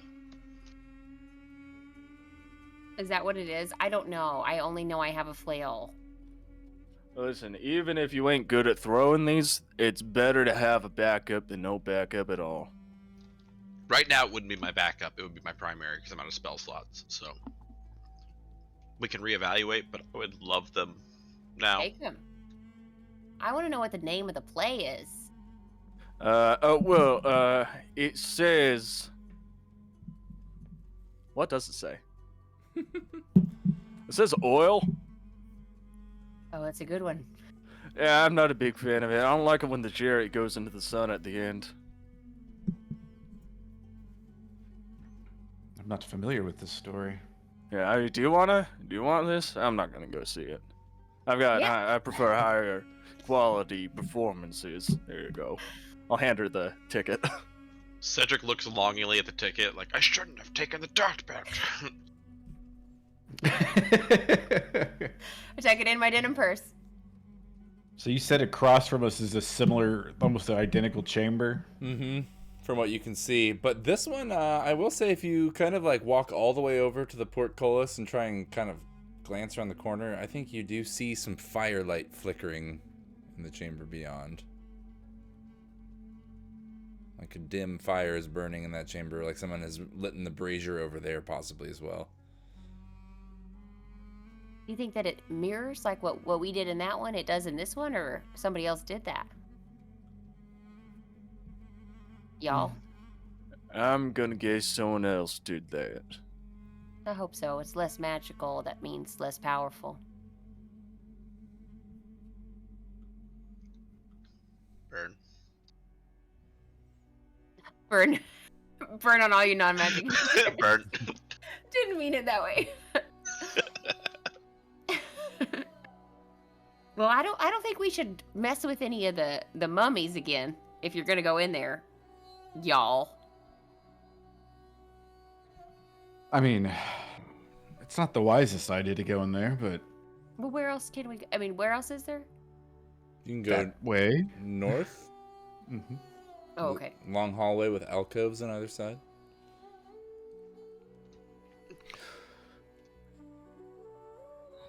Well, my guess is that going to the east won't really take us anywhere new. Well, unless we want to check down east first, I figure that's just going to be a dead end. But I mean, there is that's going to be north. There is up as well. When you look up, you can see that this goes all the way up into a big tower above you, which has no roof. It's just open to the sky, and you can see the moon. And there's also a balcony about halfway up on the next floor.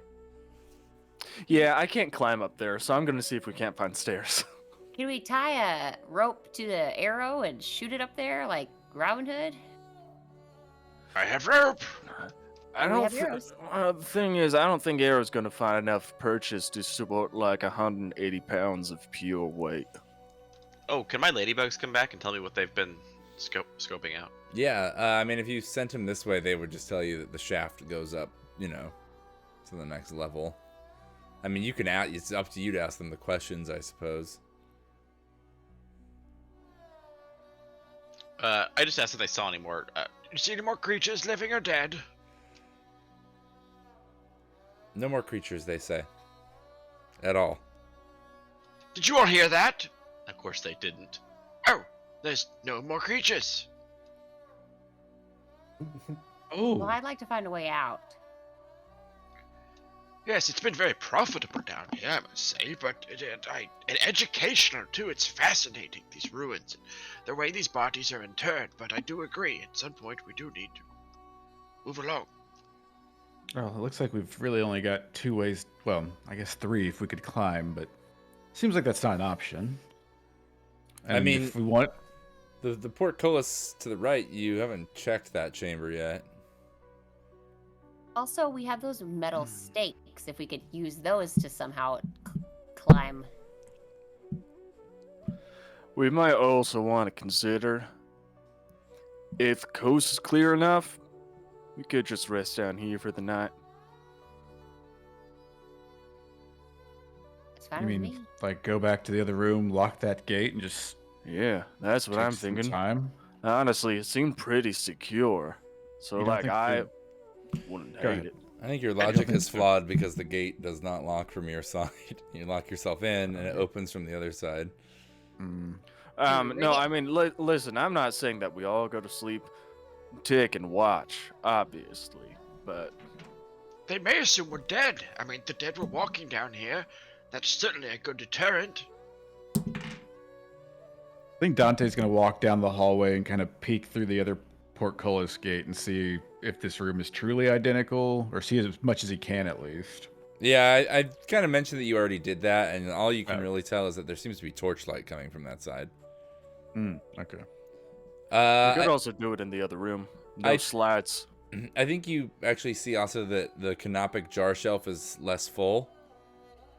And there are some newer looking vases around the foot of the canopic jar shelf as well. Now, it's just my opinion, but I say since we're down here, we keep exploring. It's been profitable so far. All of your skill sets are amazing. I don't see how we can be stopped by these mindless creatures. Worst case, Cora can corral them. I'm more worried about the lamp keepers coming back down here to look for us?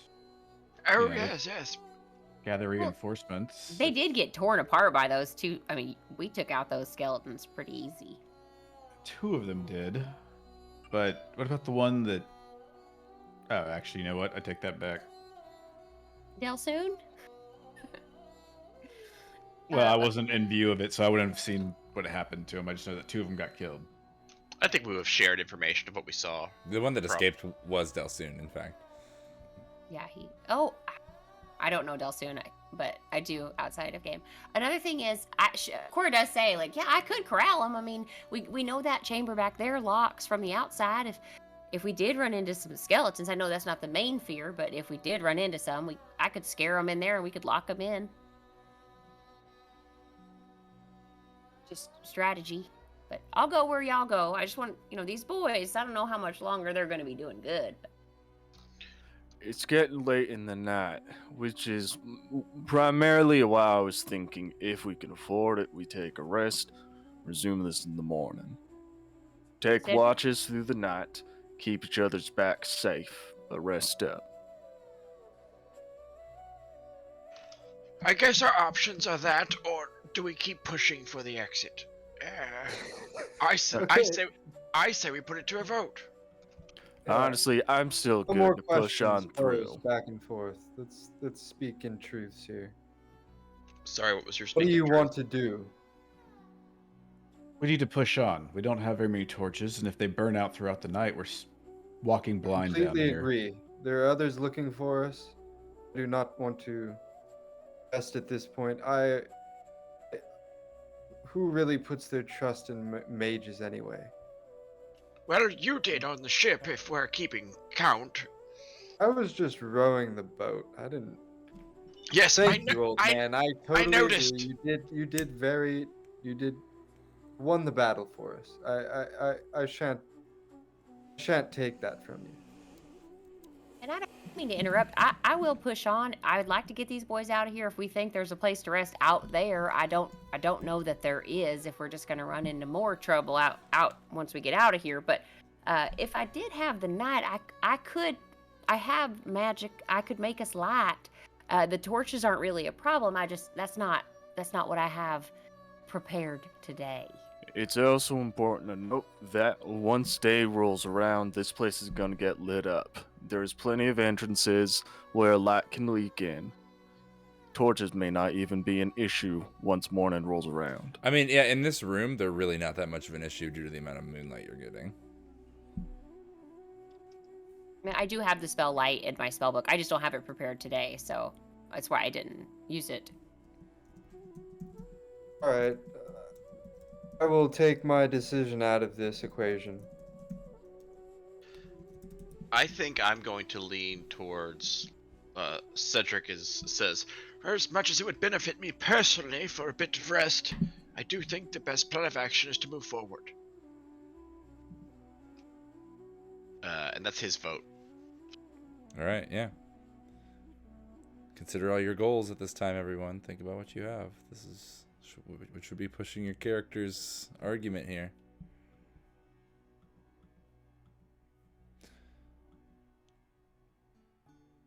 All right, let's move up this hallway. Maybe we don't touch a bunch of stuff this time. Think before we mess with anything.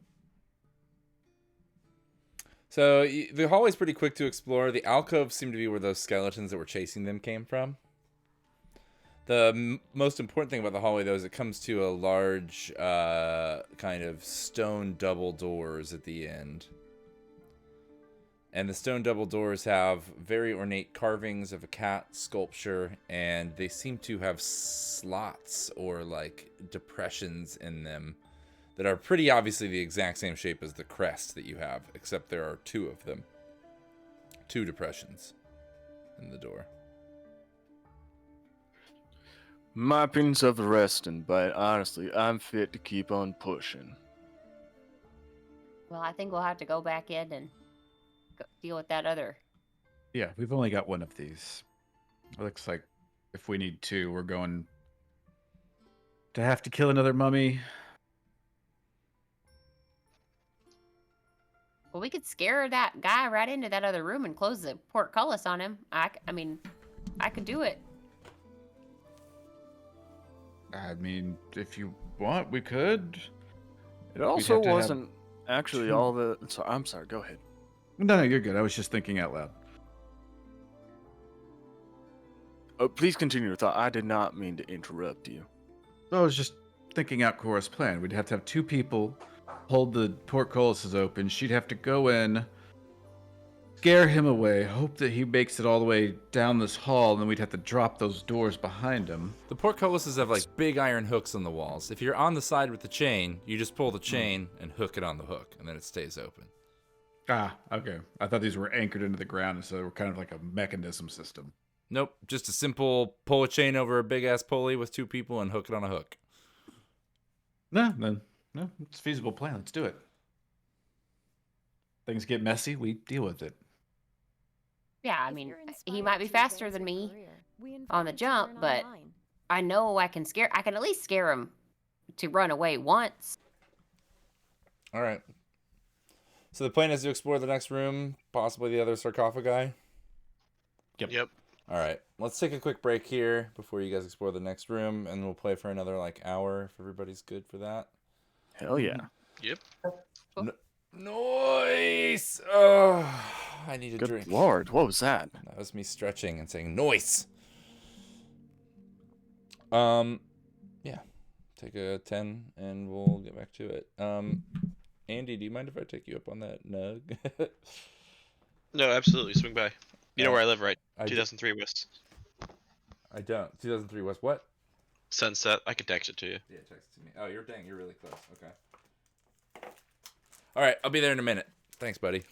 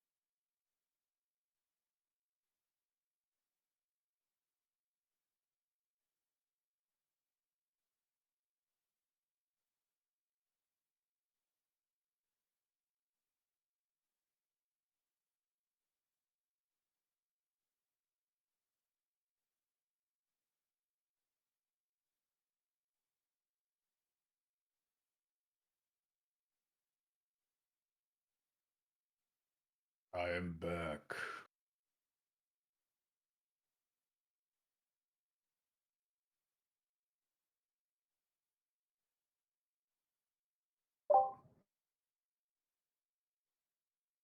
Hello there.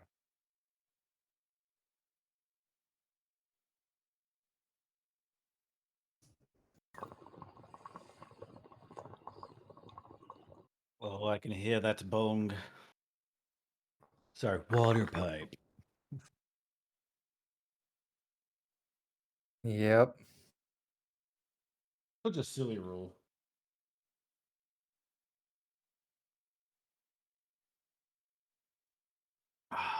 Let's say bong in a pot shop. What the hell? No, pretty dumb. Hey, gang, how we feeling about the big game? Digging it. Oh, I'm having hella fun. This is We're hilarious. killing it so far. This group is fucking on point. We're definitely having a lot of fun with these characters and Hell yeah. talking and Yep, me too. I will Really say the trying last. to put Go ahead. myself in Zuzu's shoes here. Yeah. So the last campaign started when we started off. Everyone was afraid to like discuss anything. So everyone was very like, well, yeah, whatever you guys want to do. And it's like, no, like play your character. What does your character want to do? And nobody wanted to lead. It was very hard to get everyone moving sometimes. So it's good to see everybody in this one's like, here's the ideas. Let's toss them around. I dig it. Let's go with what we're doing. Yeah, I like it too. It's fun. All the different points of views and all the different like wants and needs almost. I think last campaign I had a goal that went 13 sessions. And when it finally got relieved, I wasn't there to do it. And so like they went and took care of it without me. And so when they finally met back up with me, and told me that they did it, I was like my character went like ape shit basically and tried to attack one of them.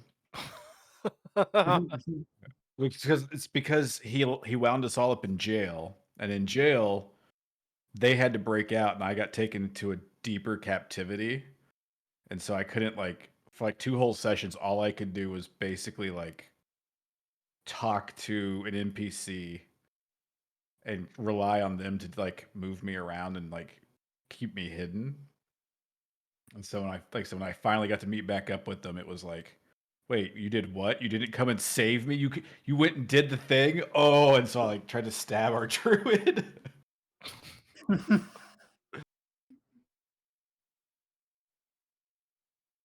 Granted, I was playing like a very, very chaotic, evil character, so.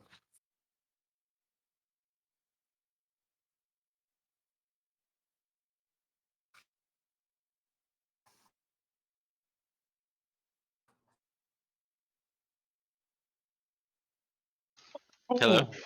Hello. Hello? Charlie brought me the nicest dice tower. Aw. How far would y'all live from each other? 30 miles. He'll be back in just a while. No, it's really close. It's like, did he run across the backyard? He lives like 15 blocks from me or so. Okay, yeah. So it's like a 5-minute drive, 10 minutes maybe. And I have a copy of the Black Hack now. He gave me a black hat. Oh, it took me a bunch of stupid weed. I don't even like weed. What are you talking about, Willis? The dice tower is sick. It's 3D printed, but you can tell it's this is a much higher quality 3D printer than I was using. This is really not well done. I would never know it was 3D printed. No, his 3D printing stuff, man, it comes out beautiful. I had one. I wish I'd saved. I finally threw it away, but you know how you do the boat for your first 3D printer? I was not aware of that. It's like a thing, like your starter print for a lot of them. It's a little boat. It 3D prints, and mine got 95% done. I watched it the entire time, and I walked away, and the extruder got caught on the boat and just started dragging it around and like just destroyed this. I came back and it was just like strings of plastic everywhere. So I kept the boat forever because it was so funny. Because it was like, I 3D print stuff. Look. Got this half melted looking boat. Yeah.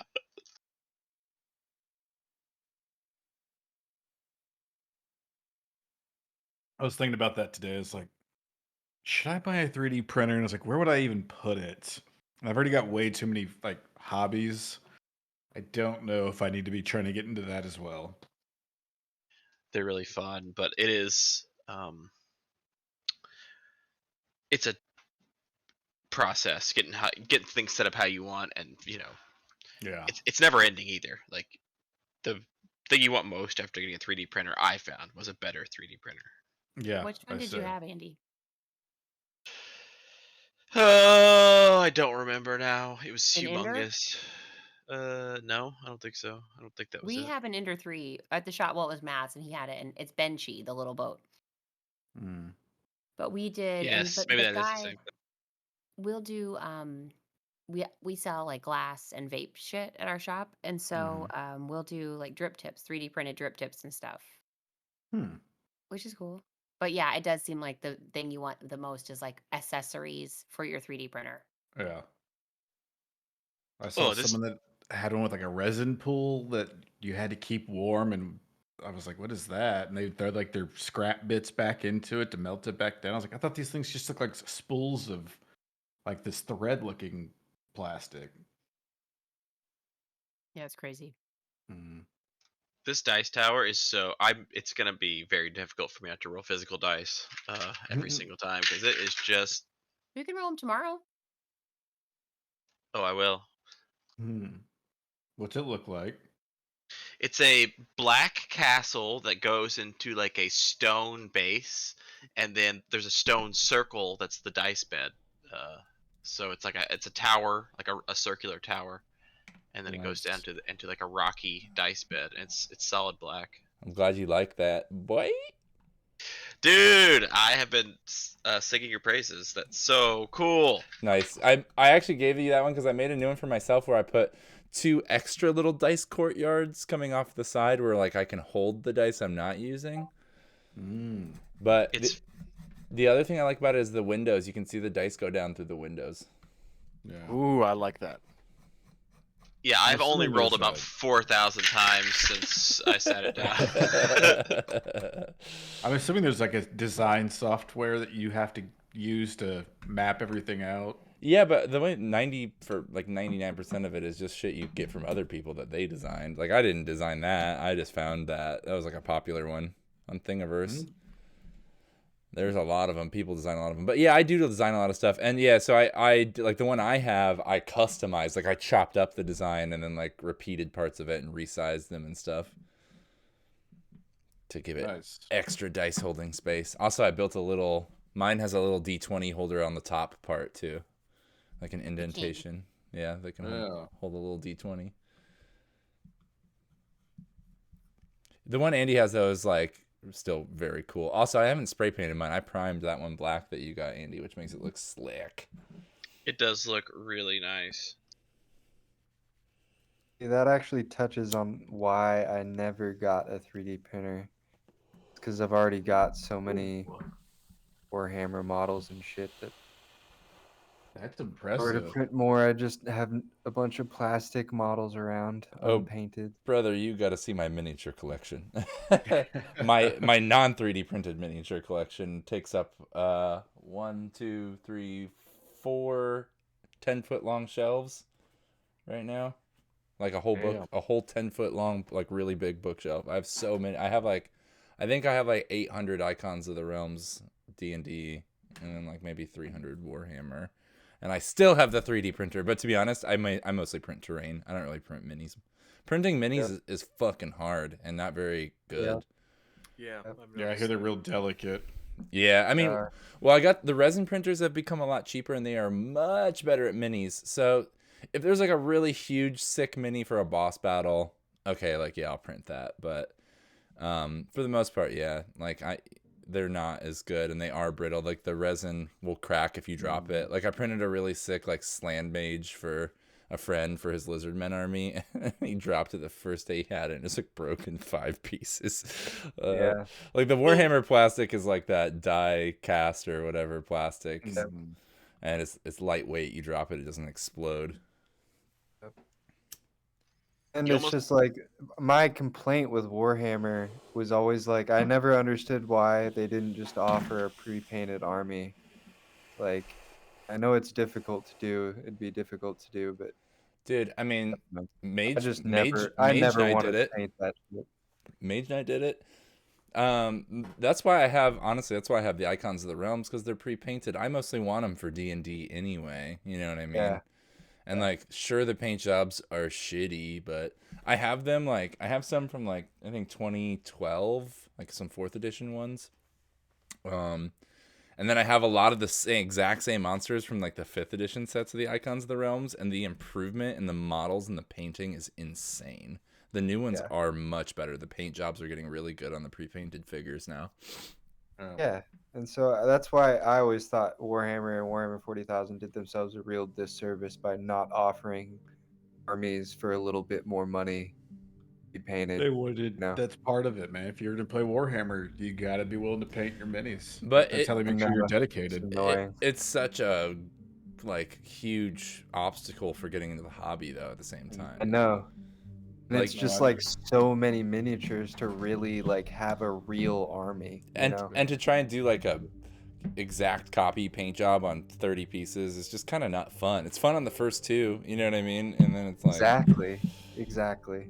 You've got to make it your like meditation. I had a buddy whose dad played it for years, had 5 full armies, and he'd sit on weekends and just paint his minis. And Nice. if you came over and were too loud, he'd flip out and be like, "I'm painting." And you'd be like, "Oh, sorry."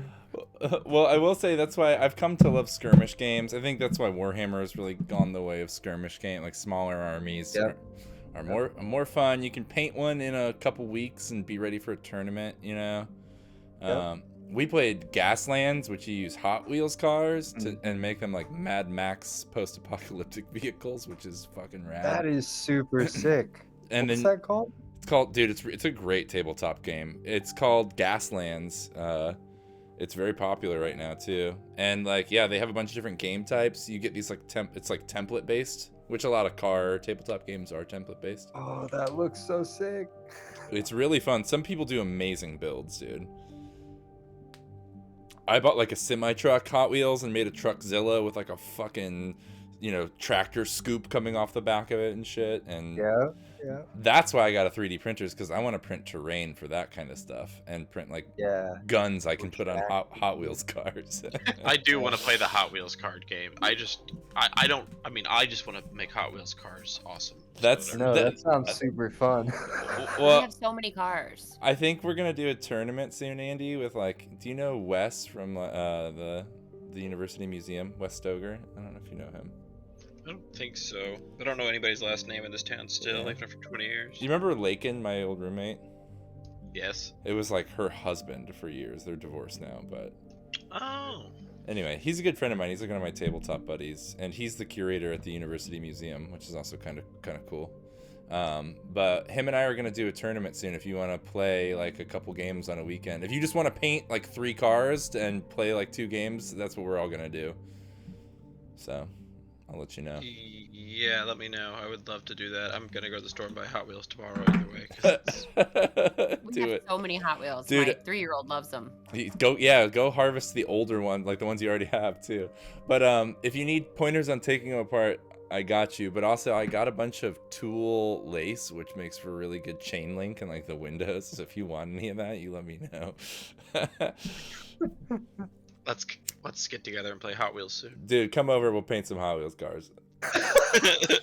Digging out tracks in the backyard now. Fuck yeah. God.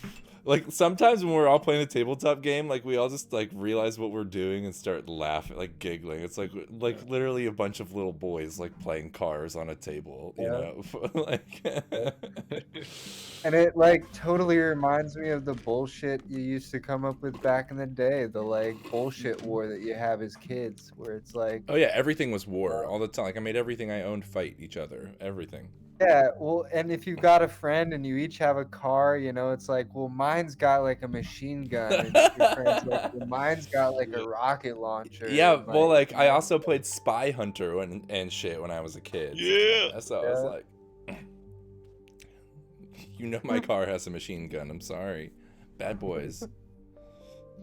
We always played the game where you had to one-up each other playing pretend, and my cousins would heckle me so bad because I had the worst ideas. Like, we were playing scientist one time, and I was like, I got too close to the sun. Like, you just be fucking dead if you got too close to the sun. What do you mean you got too close to the sun? That's hilarious, dude. That is so funny. I had a friend that always did that one-up shit to me when we were playing pretend, and I hated it. It always hurt my feelings. But also Corey did that. I was telling him a story the other day about how Corey and I yeah, right. We were playing pretend. We were playing Mega Man, and him and his buddy were like Mega Man and Cut Man, and I was like, yeah, who do I get to be? And they're like, you're Mega Man's sister. That's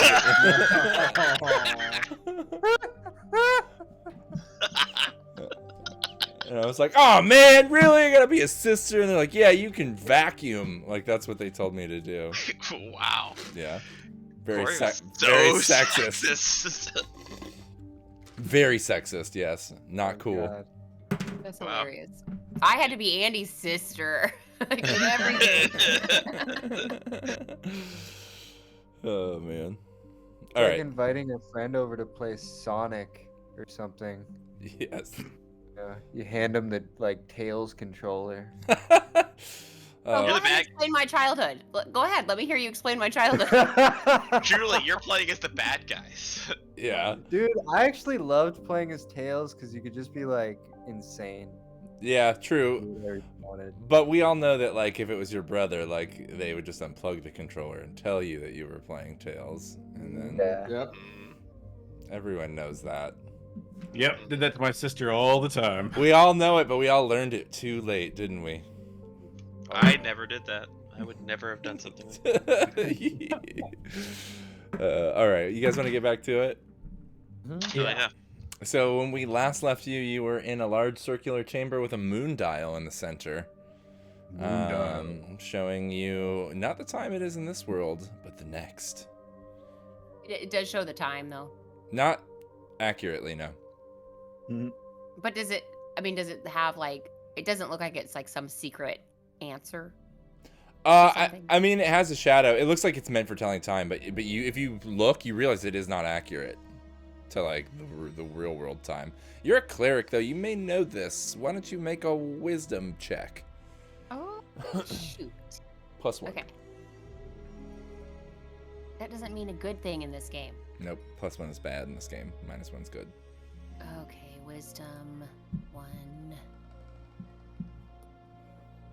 Nice, just barely.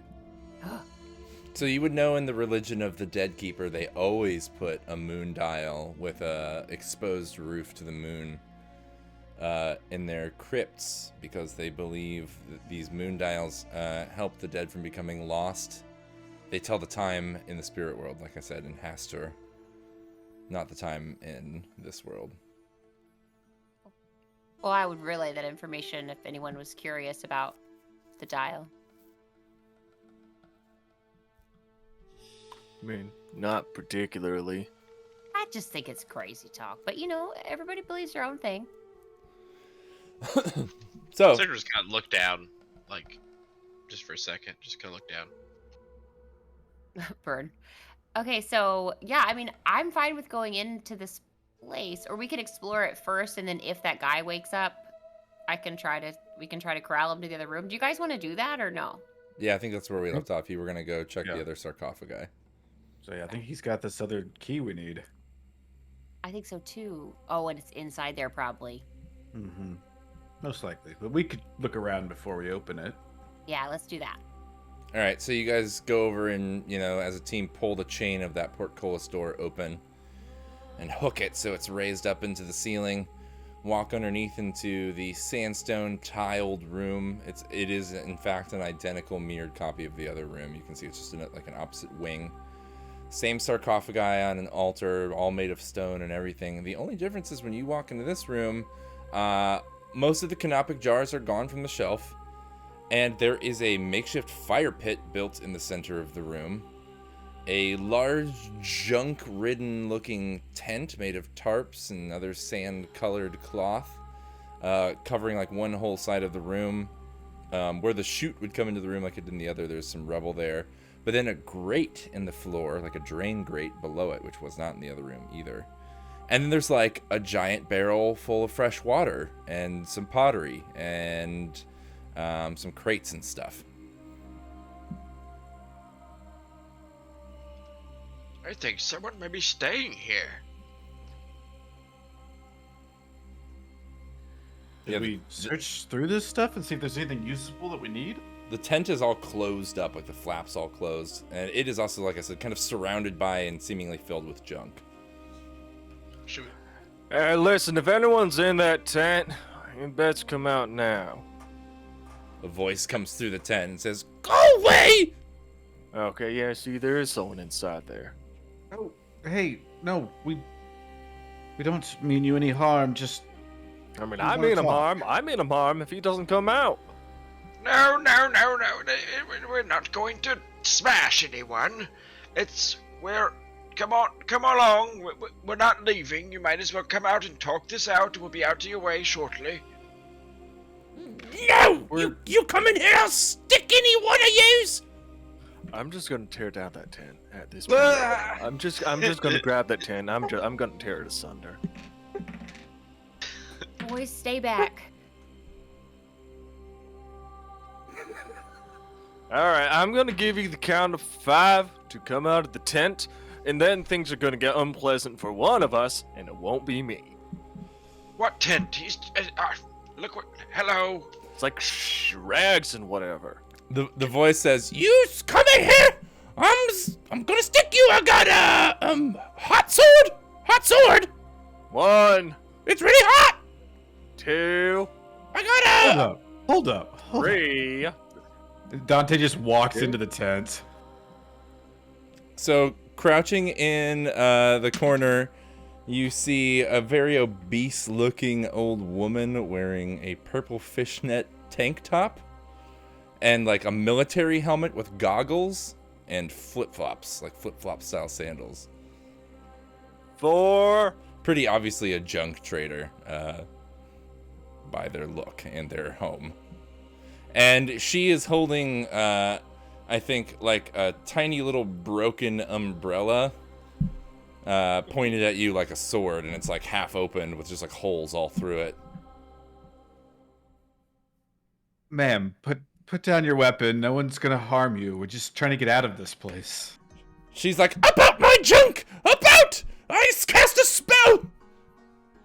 And she like shakily, like shaking now, obviously scared, is pointing the umbrella at you. 5. I'm gonna start moving forward and tear down this tent. All right, yeah, you rip the tent down all around her and just leave her there shaking with the umbrella. She just kind of like plops down on her butt and like holds the umbrella over her head sadly, like she's stopping some invisible rain. Oh, the poor thing. Okay, I think we've showed her how tough we are. Let's see if she knows her way out of here. Hello, ma'am. My name is Cedric Abadar. What is your name? She kind of ignores you for a second, Cedric, and just kind of looks all around at the tent torn down, and then she just like... You cut out.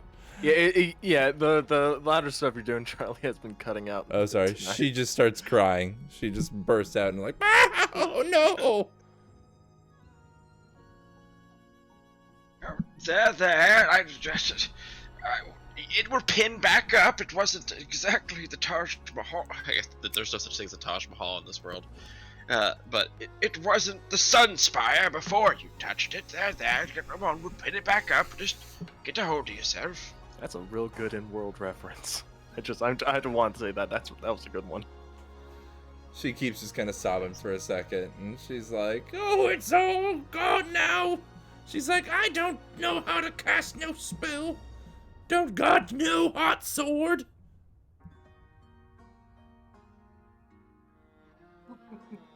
Sorry's I threatened at you. It's okay.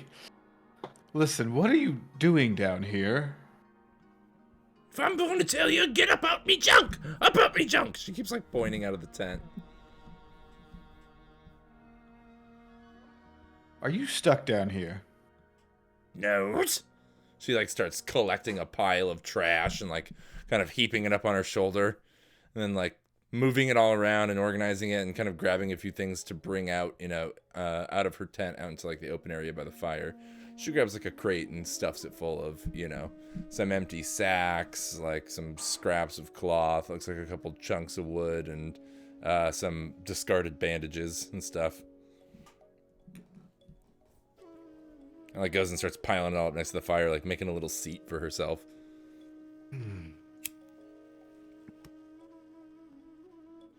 Ma'am, did you happen to find a crest?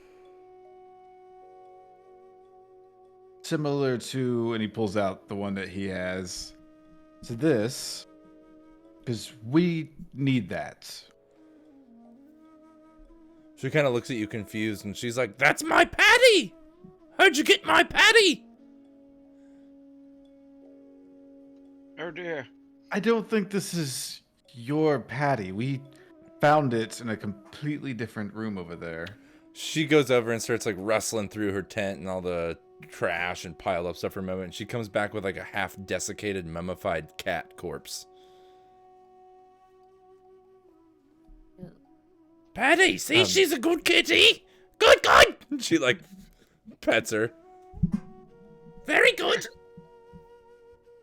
Oh yes, lovely. She like holds it out towards you, Cedric. Give her a pat. Oh no. Give her a pat. Oh, okay. And he would like, oh yes, quite a kitty. Cedric, that's disgusting. We're in Solana. You're disgusting. I'm sorry. I'm sorry. I shouldn't have said that out loud. Excuse But- me. Oh no, you go ahead, Dante. No. I've said No, enough. I'm please. sorry. She's kidding me. I'm sorry. Hi, Cora Dean Finstock. Nice to meet you. Oi, name's Biscuit. Oh, I adore the name Biscuit. Biscuit Pignut, yes. And the name of, please tell me the name of your kitty. What name did I say? I said a name for it. Patty. Patty. Oh, yeah, Patty, yeah, I'm that's right. sorry. I just thought that was the shape of the kitty. Yes. So if you could, we need to get out of here. I have things to do outside. Oh, well, this is not my voice. We need to get out of here. I'm talking like Patty, but me. We need to get out of here. I'm trying to get out. So can you help us find a way out? How do you get in and out? Oh, we go, yes, down. Through the drain, in the cave. And it leads you right out to where? Right out to the river, through the poop. Well, shoot. Oh, the poop river. Something to look forward to. Ain't so bad. Good eating's down there. Mm-hmm. Oh, And you haven't let's go. seen anything that looks like this in all of your pile of junk here. Well, Patty. No, not a cat, but just something exactly like this. We got no use for no gold shinies. Ain't no use. We don't trade no junk. We are no junk trader. She like points to herself. Okay, I love her, and I say we trade soup for this character. Soup has just been like rooting through her stuff like a fucking, you know, like a maniac. Like a mole like tunneling through dirt. He's just like, you know, rolling in things, and like something like an old pan clatters and falls and he's just like licking it, you know. Does Cedric see anything of use in the junk? Anything? Make a Just looking through it. wisdom check.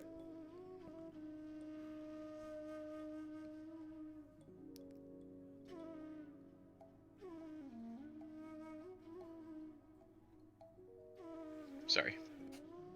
No, nothing of use at all. Oh no. She said she's got no use for shiny stuff, dude. No gold shinies for me. I ain't no junk trader. I love it when rolls reinforce the like. Character, the story. Yeah. Sorry. All right, Miss Biscuits. Zuzu's gonna walk over to the coffin and look at everybody kind of expectantly. Well, if we could just get out through the grate, like she says, why do we need the crest? Are Do we you really certain? want to go swimming in shit? Yeah, why do you need the crest? Yeah, I'm kind of actually wondering. I thought we just kind of found the crest in the bottom of a sarcophagus. Do we know that it's like a key? No, none of you have quite the spirit of adventure that I was hoping for. Oh, he's You looking don't wanna for try and Really? find out at the very least. a key is We what you know want? that the crest must be in this coffin. Well, We know that we can handle the mummified corpse that might come out. you didn't ask for a key or nothing like that, but, you know. She, like, holds up the crest. You bitch. That gas was real. The, But you don't want to be Sorry. opening no doors that this key goes to. No, you don't. Nothing but troubles in there. why not? You Well, want to Biscuit's got a point. You want to disturb the cat god? You don't like keeping your blood in you? Want to feed it to someone? Eh? Got no fear of a cult and their gods. I've seen what they do to people. That's exactly why I fear them, my boy. Did not want to come down here? Now that we're here, might as well make It's actually pretty nice. I wanna. The desert is where you get your money. This is where we make our money, by infiltrating a cat god shrine. Imagine the wealth that might be in there. It's Oh, there- obviously untouched. Oh, there's gold shiny in there. Indeed. See? You don't. Well, and we got both the crests, and we can know how to get back in, and we can crawl through and get back in it when we are better at it. But right now, I'm just trying to get these boys out of here. I'm happy to come back. I just don't see any reason to do it while we got these youngins. Dante turns to the two boys and gets down his like hands down to his knees. He's like, "Say, boys, do you want to go swimming in shit?" I don't think you're being very kind to your options there. I think it sounds a little bit. Listen, I get it. I do. That's exactly what it is. You gotta come around to be a little bit unbiased there. You gotta be a little more impartial. Biscuit gets Would you up rather take and a stroll through a room full of gold, boys? Oh, you know what? Let me take a look at that. Hey, kids, do you want to get out of here alive, or do you want to go fight more skeletons in the deep, dark, scary places? See, that's what Yeah. you're doing, except in reverse. I haven't been fighting anything. You guys would be great parents. Already gets a have no far parents, these distance look in boys. his eye. Listen, these boys have been on the streets. She's making a break Sarkian. for it. Either we're following her or we're. I Oh, think she we're left. following her. She's trying. I'm following. no, she actually goes back over to her tent. She starts grabbing pieces Oh. of garbage one by one and just dropping them down through the grate. You hear each one of them plunking like in some sort of liquid down below. I'm just saying, these boys are from the streets of Sarkhan. They've probably been in their fair share of poop. Personally, my main argument for going deeper into this dungeon or what you'll call it so that we can get more money, but like I've got 48 gold on me or 48 coins on me just from looting what's up here. That's gonna take me a long way in most cities. What I'm saying is we've got both well, we got one of the crests. We can get the other crests and leave, and then we can get. No one else can get in there. Silver. Well, we've got some Thank you rope, kindly. we've got some chain. We could drop it down here, climb down into the darkness below. It's gonna smell horrible. And see where it goes. And if need be, we might be able to climb back up if we change our mind. So we're setting ourselves up to do the poop river twice. Cedric, I highly doubt this is what your ladybugs were talking about when they were speaking of a different exit. Okay? Yeah, you could. Oh yeah, you know what? We really are putting a lot of faith in Biscuit. And Crazed old woman that's living in this corner of a. Yeah. Should I send the lovelies down into the grate? Is there any like ceiling space? Could they fly around down there? Or is it all just straight to water? No, yeah, I think it's like a 15-foot drop down into like a tunnel of water. Lovelies, go take a look while we do what we do. And blows his palm and sends the ladybugs down into it. All right, yeah. What do you want? You just want them to scout ahead? Scope it out. Just go down there, take a look, see if see if Biscuit's intel's what we think it is. Maybe even go a little further and see if it looks like it could be a potential exit. Yeah, for sure. So the ladybugs flutter away. Biscuit keeps packing up all of her things. She's like packing things in bags, rolling up her tent, like jamming things that are too big for the hole into the grate and like stomping them in so they fall down into the water below. Excuse me, Miss Biscuit, was it? Yeah, well, don't talk to me if you're opening that door. I'm trying to get me out of here with all me junk. No. Actually, I was just gonna ask if I could hold Patty and give her a pet. She snaps a look at you like, don't you dare, but doesn't say it. And then she just keeps like, fervently packing her things and stuffing them down the hole in the grate. Could have bit my tongue sooner. Maybe that would have worked. I do believe that if Patty thinks this is the way out, then it likely is. I mean... Cat. Cedric, Patty is a mummified cat! Oh, Biscuit. Don't tell me you could do that. I'm going to die with this group. Listen to Patty. Patty's a good kitty. Alright, you can all go down in the sewers. Hand me the emblems. Okay, well, just to be clear, like me personally, Julie, I'll do whatever. But I feel like Cora is like, her main thing is like, I never meant to bring these boys down into a freaking dungeon. Yeah, my main thing is not to let the kids get in my way.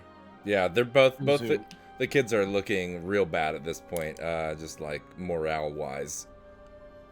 Suzu, if you can get Miss Biscuit here to give you the other crest, you can take them. I don't care. She's like, take it! I'm moving! And she just throws it at you and stomps some more things. Here's the other one. You do what you're going to do. She throws Patty down the hole. God, that's funny.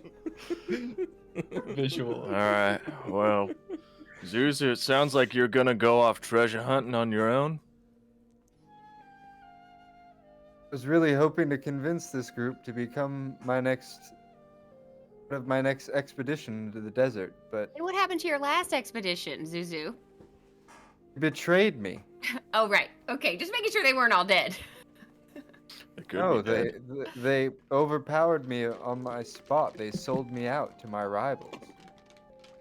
Is it because you were running off and doing things without asking anybody if they wanted to do it too? maybe, but it's because I have more courage than others and willing to die to make a fortune. I mean, what? You're old. What are you clinging to life so desperately for? Courage. That's one word for it. You know what, Zuzu? You want to go down there? That's your choice. I put my hand on his shoulder. And then I slap him real hard. Are you fucking kidding me, Zuzu? If you die getting rich and you aren't rich, you're just dead. Why are you nothing taking to the gain words from of this being dead, crazed woman Zuzu. Look, you're taking the words of this crazed old woman as if they were gospel. Straight up, Zuzu, we're in the first level of this shit, and we already met, like, a mummy and a whole bunch of skeletons. You think it's gonna get easier the deeper you go?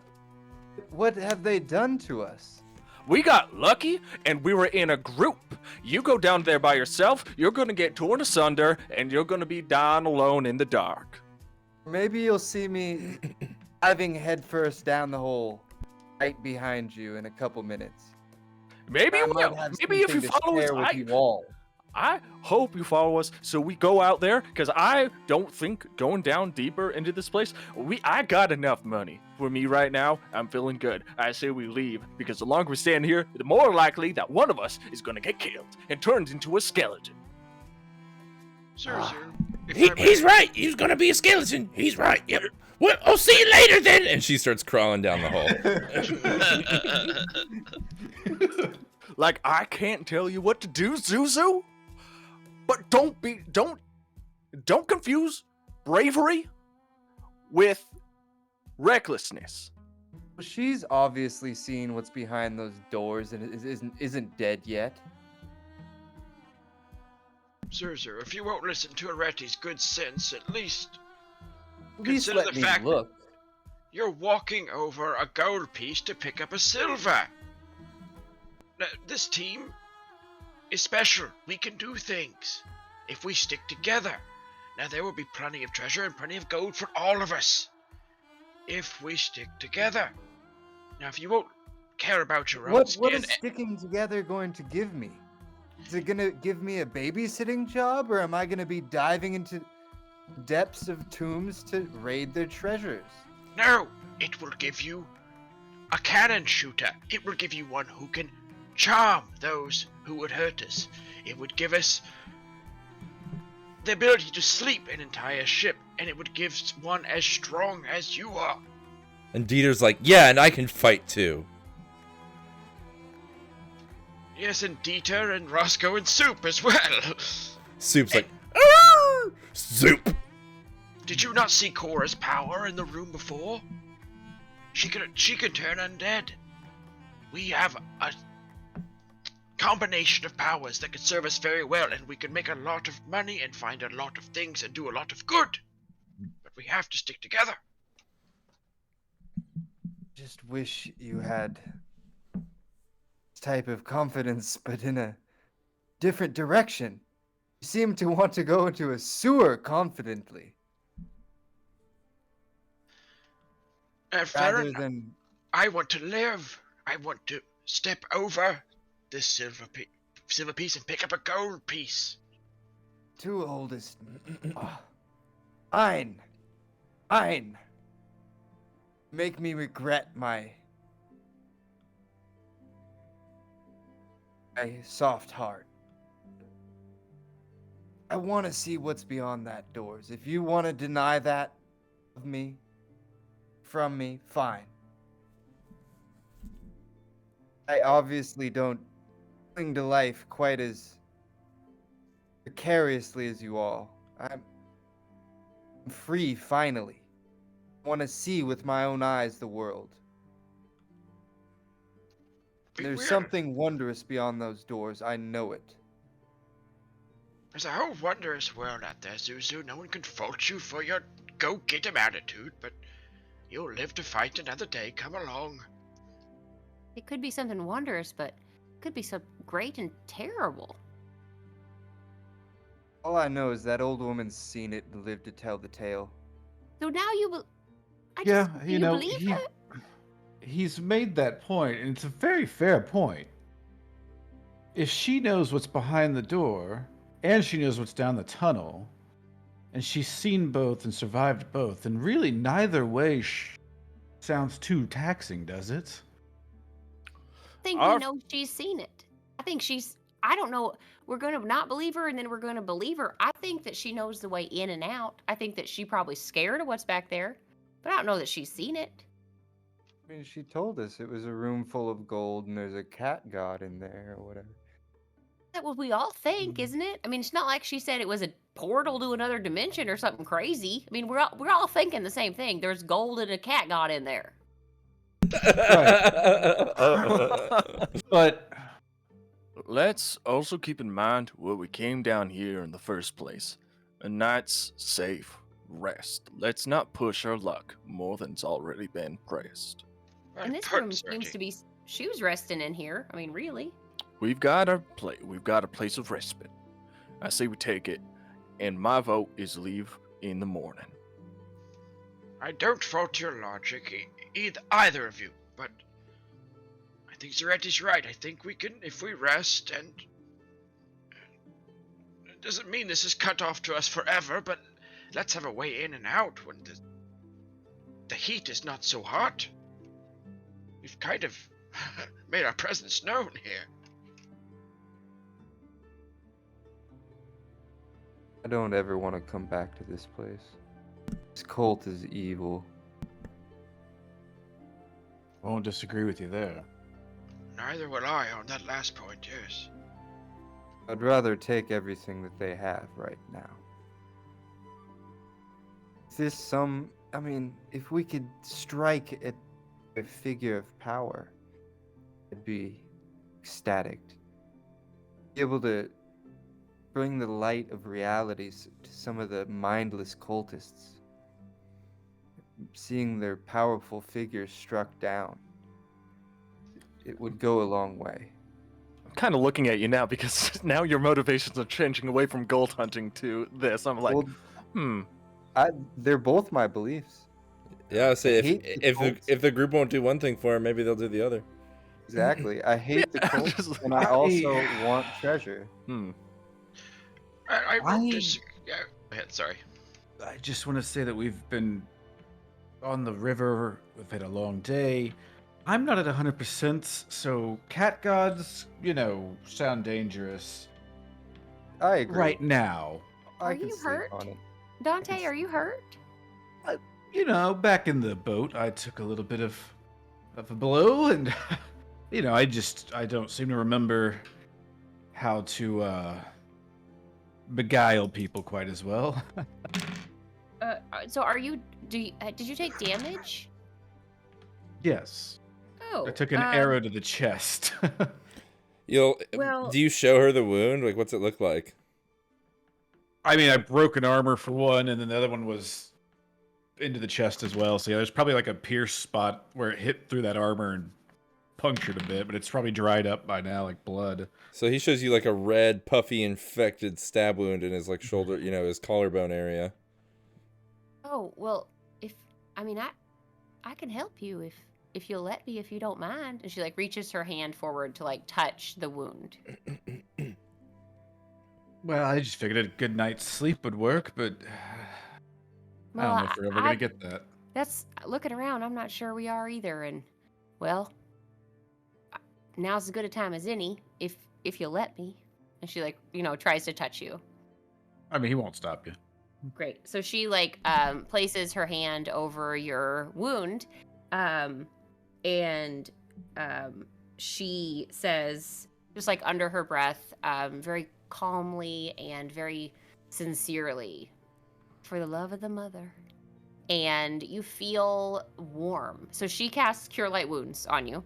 Nice. And you feel warm, like you feel safe for a minute. You feel like this, almost like you've had a full meal, and it's been like you just had Thanksgiving dinner comfort. Like that's how you feel, just completely comforted and warm. And the wound on your chest where the arrow was starts to, heal a bit, and I heal you. Nice. I like that a lot. I think you feel like you just had Thanksgiving dinner is the best healing spell description I've ever heard. Possibly. So I don't know what. Oh, 1d6 plus 1 hit points of damage is what I do. Nice. So do I just push the back row I did for it? If you programmed it in your sheet and you put 1d6 plus 1 in the little slot there, you can just hit the die, and I think it should roll all of it for you. I did on wisdom, but I don't actually know if I need that part, and I'm not sure if it's wisdom or intelligence. I think for you it's wisdom, because you're a cleric, and yeah, so you roll the wisdom to see if you retain the spell, which in this case you do, because you were just rolling against a 14. You rolled a 5, so you're good, and you roll 6 healing. Nice. And then she takes her hand away from you and is like, "Thank you for letting me do something for you." Thank you. I feel funny. So, did we decide what we're gonna do? I think Dieter is just like kind of looking at you in amazement, Cora. Oh, she gives him a big ol' hug. Gims. She gives a big hug. Gims. You're gonna make a huggo. She gives a hug. She does. She wraps him up. I mean, doing this, it makes her feel so good to be able to share that kind of blessing. Like all the other stuff is, it's a little scary in a way. Like it doesn't feel like it's true to her who she is. But when she's able to heal and do these blessings, it just kind of makes her feel like connected to other people in a way that's very. It just reminds her like this is why I'm here. To connect with people. Beating walking corpses to death doesn't make you feel connected to. Not her thing. Does it connect you to humanity? No, but that should maybe will alter one of my beliefs a little bit about feeling my connection with humanity. But yeah, she does. She really feels like she loves this. No, I like that. That's good characterization. And yeah, that's great to now think about how that reflects in your beliefs. That's really good. Rad. Good scene, everyone. All right, so what do you do next? Sounds like if nothing else, we're taking a rest. Can we at least agree on that? Yeah? I mean, I feel fine now. We could just do whatever. Listen, I know we feel fine like body-wise. If we keep pushing, we're going to be exhausted in the morning, and none of us want to be that. We need to rest, just to rest our eyes. Need to eat, eat, drink. I've only got a little bit of food I was able to scavenge from the feast upstairs before it, went sour. Oh, Cora has a bunch of food in her Ziploc-lined purse. Oh, shit! Yeah. Cora starts pulling out chicken wings and ranch from her purse. Oh, she 100% has ranch. Now, y'all, you gotta try this. My daddy made it. Oh, yeah. And she uses some of the garlic and herbs that we got from the boat, and she makes ranch dressing for sure. Nice. Thankfully, else it doesn't seem like we need to worry about water, because I point over at the barrel. I think, hopefully, that's fresh water. Nice. All right, roll your garlic and herbs real quick. Hell yes. Ooh, what do I do? I don't know how to do it. I think it just has a usage die of 6. So the way that works is that just means you roll a d6. If it's a 1 or 2, you now have a d4. You have less. So roll 1d6. Yep. Mm-hmm. Okay. Okay, cool. So it's not a 1 or a 2. So you still have 1d6 garlic. You still have enough garlic and herbs for another batch of ranch, at least, maybe a couple more. Oh, so good. No one's allergic to egg, are they? Mayo base. I wouldn't know. Everybody needs to roll a ration if you're gonna camp here for now. I thought you were gonna say roll for an egg allergy. Yeah, roll to see. It's a physical saving throw against eggs. Well, the rations I picked up from upstairs are now gone. All So right. I have no rations. Anybody so- else? I don't think I got any rations. I just had the food in my purse, so I don't know. You want me to roll for that? I handed out. Oh, sweet. Did So- you fix the, sorry, continue. So you had 1d4 rations as well, I'm guessing, if that's what already got from the table. So roll a 1d4. Oh my gosh, okay.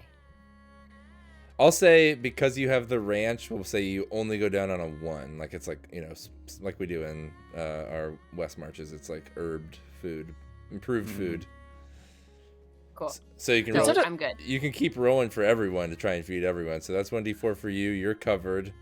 Is it okay? Okay, I if do not feed myself first. Absolutely not. Yeah, is it okay if I give my rations to someone else? Sure. Yeah. Yeah, I give immediately mine to the boys. Sorry, Okay. go ahead. I'll give mine, as long as it's not to Soup, I give it to whoever's on my right. Okay, it ends up being, in my screen, it's Cedric. Alright, so, hey, All there you go. Boys are fed. One other person's Hey. fed. Keep rolling, Cora. How many more? Let's see. So that was 1, 2, 3. Oh, wait. 1, 2, 3. So you need to roll 2 more. No, 3 more. And that includes the other the ration. Okay, got it. 3. Oh, Nice. so good. You're having like a fish and loaves miracle, Maccabee miracle. It's my Mary Poppins denim bag, I swear. Yeah, it's like a clown car. Yeah. Yeah. That's a clock car branch dressing. Now She- dip it. You Hot gotta wings dip it just in there. keep pouring out of the bag. She like- she very efficiently folded the bread so it more fit into the purse.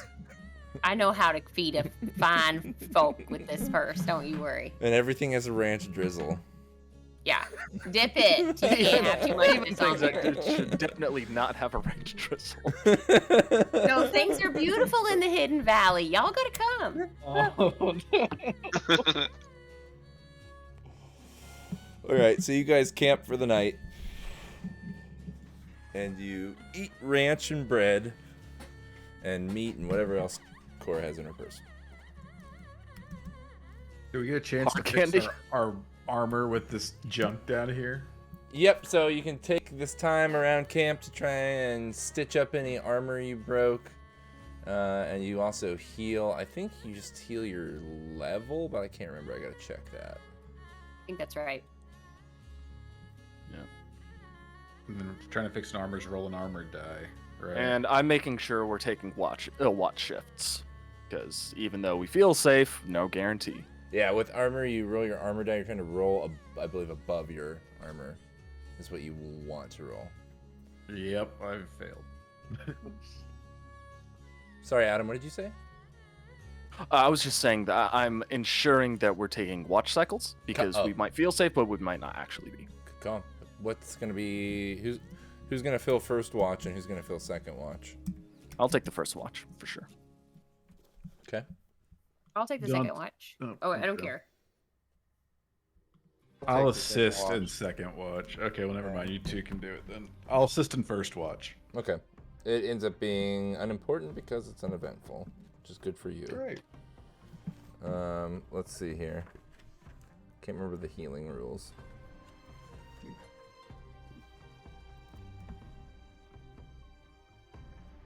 I can't remember if it was roll one hit die or if it was just your level. I don't know if you actually roll a hit die or not. Let's see. Critical hits, Casting shot. damage, and hit points. When a character or NPC... No. Rules for the players. Resting. When characters take an hour to rest, they may roll a broken armor die to see if it's broken. After an hour rest, they can roll one of the character's hit die. For every day of story time, taking no strength or dexterity tests, a character can roll all of their hit dice and recover that many. I like On a one. Sorry, go ahead. I like this game. It's simple. Go ahead. I was gonna say on a one, doesn't that mean that armored spot is broken indefinitely? I just think if you fail, it's broken indefinitely. But let me double check that.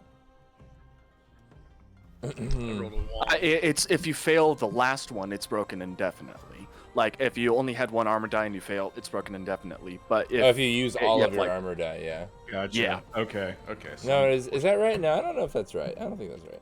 I think that's right. I think it's if you fail. Oh, if you fail to repair all of your armor die, maybe. Yeah, that's what I meant. That's what I meant. Yeah, you're right. So, let's see here. Resting.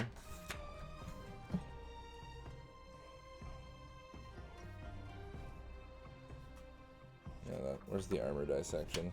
I need to reread the book. Here we go. Armor values do not stack. After a rest, players with broken armor die can try and fix them by rolling them. If they roll above the armor's AV value, the die is no longer broken. If they roll on or below, the die is broken, and permanently so, until it's paid for to be repaired. If all the armor dice in the pool are permanently broken, the armor becomes destroyed. Gotcha. Okay. Yep, cool. Yeah, so y'all can roll hit die if you need to, and roll your armor die if you need to. That's not good for the. Does not bode well for your mage. He rolled a 1 on his armor die. What's rolling the hit die for? Healing? Yeah, if you want to heal, you can roll 1 hit die.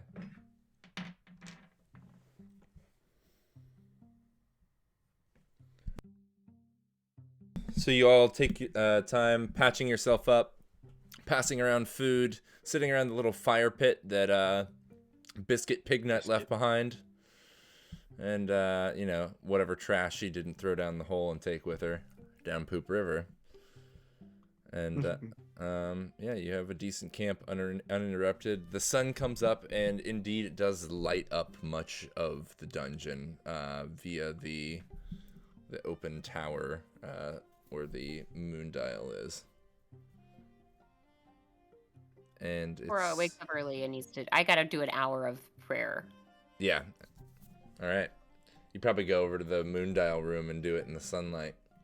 Ask the boys if they want to join me. They don't have to do anything, but if they just want, maybe make the little one feel a little bit better, just to, you know, give him a little comfort. I actually think Roscoe does not want to go because he is like either sleeping or, you know, he's probably just exhausted from being so upset and having a traumatizing day. But because I think you really impressed Dieter, he's now interested in maybe what you can do. So, Oh, cool.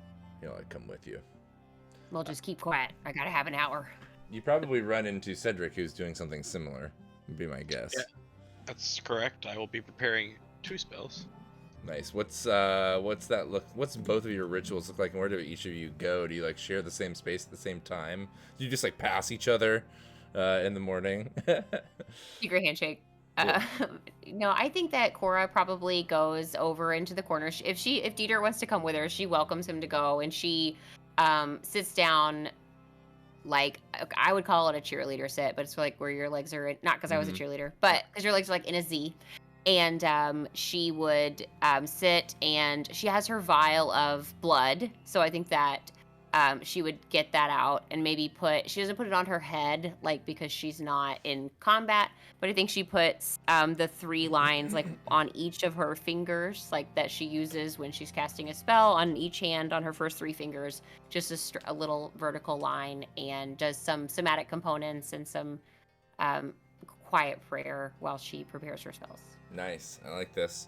You know, I was thinking about the blood thing. I think I like the idea that maybe it does get used up, but there's like a ritual kind of that refills it, sort of thing. Very cool. You know what I mean? Love that. So maybe that's kind Yes. of like what part of this is. You know what I mean? It's like refilling the vial in some way. Thank you. Yeah, Cedric just kind of sits in the corner and he reads, but he'll kind of mumbles, you know, like, oh, okay, Yeah. slumbers. And he's just reading and looking at his book, and then he's like poring over it, and then he'll do his somatic component to the spell to himself, and sometimes you'll even see like a little spark come out of his fingers. It's just like, that's Nice. it. Are his like eyes rolling back in his head? Is it like he's like having a mentat like moment from Dune, like, or is it? I think it's just like really careful study. Yeah. Where it's, you know, it's not like, for him, magic is more of, you know, it's a phenomenon that happens in the world, and if you do a certain thing a certain way, anyone in his mind could do this. It's all about the study and, you know, putting in the work. Yeah, sure. Awesome, cool. All right, so you wake up before everyone else. You guys take care of business, and in the morning, everyone else rises. You know, Soup didn't really sleep. He like would lay down for like 30 minutes or so, and then he'd just like get up and run and look at the portcullis like out through the hallway, like he heard something, and then he'd like, you know, kind of go back and lay down for a little bit, and then he'd run back and look back and forth all night. And that's where we'll end for today. That was so fun. Loved it. Good sesh. Very good session, everybody. Yeah, Good. that was super fun. Good. Hell yeah. Good dungeon delve, even though you're technically not out of the dungeon yet. You guys gonna go and poop river or what?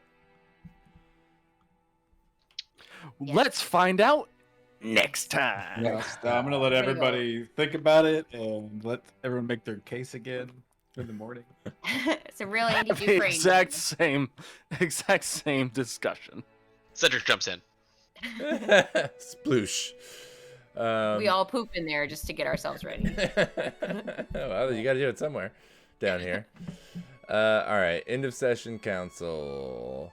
Accomplishing goals. Did anybody accomplish a goal? I'm pretty sure I I did. did. Great job, everybody. Good session. There was like Yeah, baby. some battle. There was some character abilities. There was like some inter-party tension, and there was some really hot, steamy roleplay. Like some good dramatic, not hot, steamy, but dramatic. You know what I mean? Yeah, we're not going for hot and steamy. Good lord. Not yet. Okay. Listen, I don't know about you guys. I'm seeing a little spark between Soup and Cedric. I don't know. Maybe Yeah. could happen. Why are you looking at me like that, Dante? No, I more meant nitty gritty, dramatic roleplay. Very good. All right, let's see. Ready? Which Definitely one? got that first one. I'm gonna knock some sense No. into Zuzu. He tried. At least. I literally knocked him. To be fair, I at least put a good effort for it. Your decision whether I get it or not. I'll give you an XP for trying. It was like a crazy dramatic roleplay moment, regardless. Yeah. Okay. 3, you did get some treasure. I got. Hey, I just asked for a little treasure and I got some. You did get a little treasure. 1 XP for that too. Good job. Cora definitely got her first one. I'll reveal my holy abilities in a time of need. Yeah, that was a great scene. I really liked that. Boom. Yay. We'll give you 1 XP for that. Did that twice Thank over even. Yeah, you did do it a couple times. I will find common ground with one or more of my fellow legionnaires. Yeah, you're starting to get closer to that. Let's see. I will work toward contacting the mother of the boys. Not yet. Not yet. I That's like a long term. I do like that as a good long term though. Keep in mind you can do more than 3 goals if you want. But Okay. I I just want to be greedy. I just generally ask you to like give me the 3 you're focusing on right now. You Oh, know, okay. You know what I mean? So you can do like a secondary goals note in your character sheet and keep those in there too. Awesome. Also, it's Legionnaires because the other option was boners. Yeah. That's canon. Boners. I think I like that one a whole lot. I more. like boners. a That's lot. canon now. Yeah. All right, I'll change it. All right. Yeah, please fix that one. Thanks. Cedric, I'll find a way to get out of the tomb with our party unscathed. You did find a way out. You didn't take it. Well, see, that's good goal phrasing there. Well done. Oh yeah, well, and we would be unscathed. Mm-hmm. So far. Yeah, 1 XP for that. Good job. Thanks. I have not had my talk with her ready. That is on my. Yeah, but it kind of flared up a little bit, which was nice. Like, you know it's coming because, like, it was hinted at. And I think about it between weeks. My conversation with her ready. I think it's gonna be really fun. Yeah, and well, like Zuzu kind of commented on your, Yeah, I mean, magical skills, which was Yeah. I've been thinking about that conversation for a while. I think it's gonna be juicy, yes, Spicy. yes. spicy, I'm hoping you guys get into a fight, a fist fight, which I will lose. like a boy slapping, crying fight, like Could you imagine if we got into a fist fight and he absolutely just wipes the floor with me? You're stupid. What on Cora, Reddy's hitting. Reddy's hitting.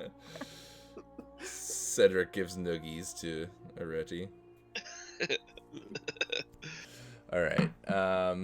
What other goals did we get here? I'll use my. So you just got the 1 for today, but still well done. And Zuzu, you had. I will convince the others to join me for an expedition into the desert depths. You didn't get it, but you roleplayed it so well.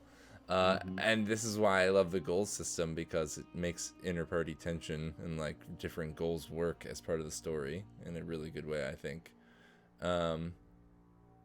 Let's see what were your other ones. I will want to ensure these children don't slow me down too much. Man, you're giving into that one too.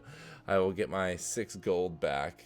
I'm gonna give you one for the convince the others, even though you didn't do it. Like you put your all into it. Thank you. Yeah, the children one kind of you did too, but now I think like what I think is, well, let's see what your belief is. Everybody drop their beliefs, because let's start with you, Zuzu, because now I think we got some real good fodder for Zuzu's beliefs to start maybe evolving or whatever it might be.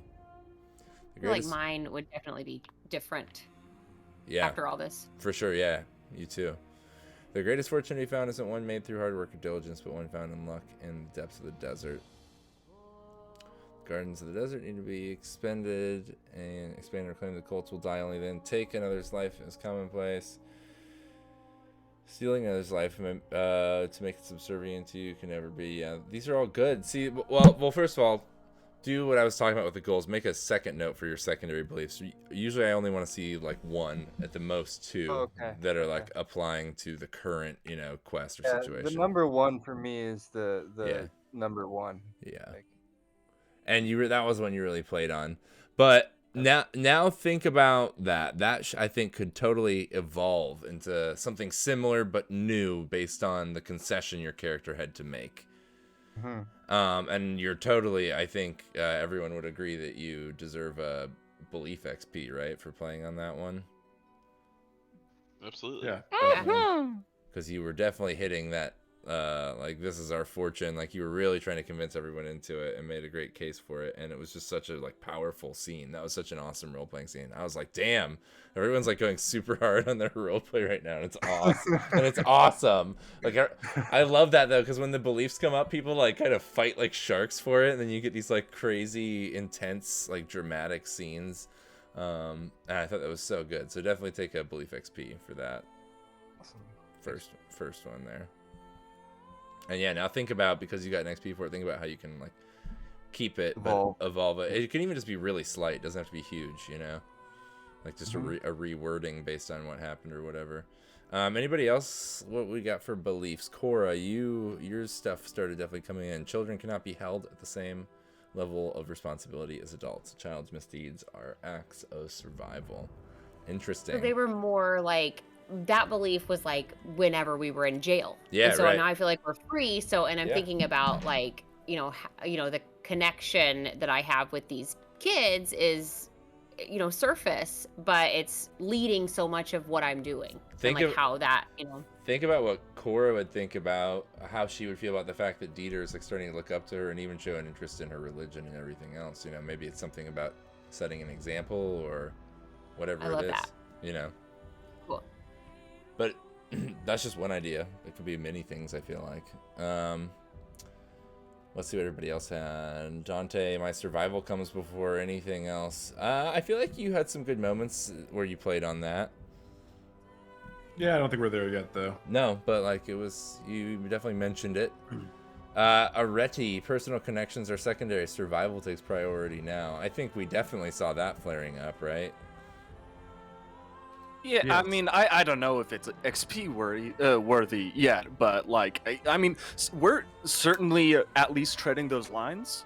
But I thought I don't know that Areti had some good fiery moments though, like of roleplay. Yeah, I'd definitely give Reddy a point for that one. I mean, I'm not going to turn down an XP point, but Yeah, I thought especially at the end when you were making your case, I thought it was XP worthy. All right, I'll mark that on XP. Hoo-ah. Good job, buddy. Thank you. Think about evolving it. I do have to evolve it. Let's see. Anyone else? Cedric, I believe friendliness, a good-natured attitude, and the power of positive thinking can overcome any obstacle. I will say you were nudging up on that as well too.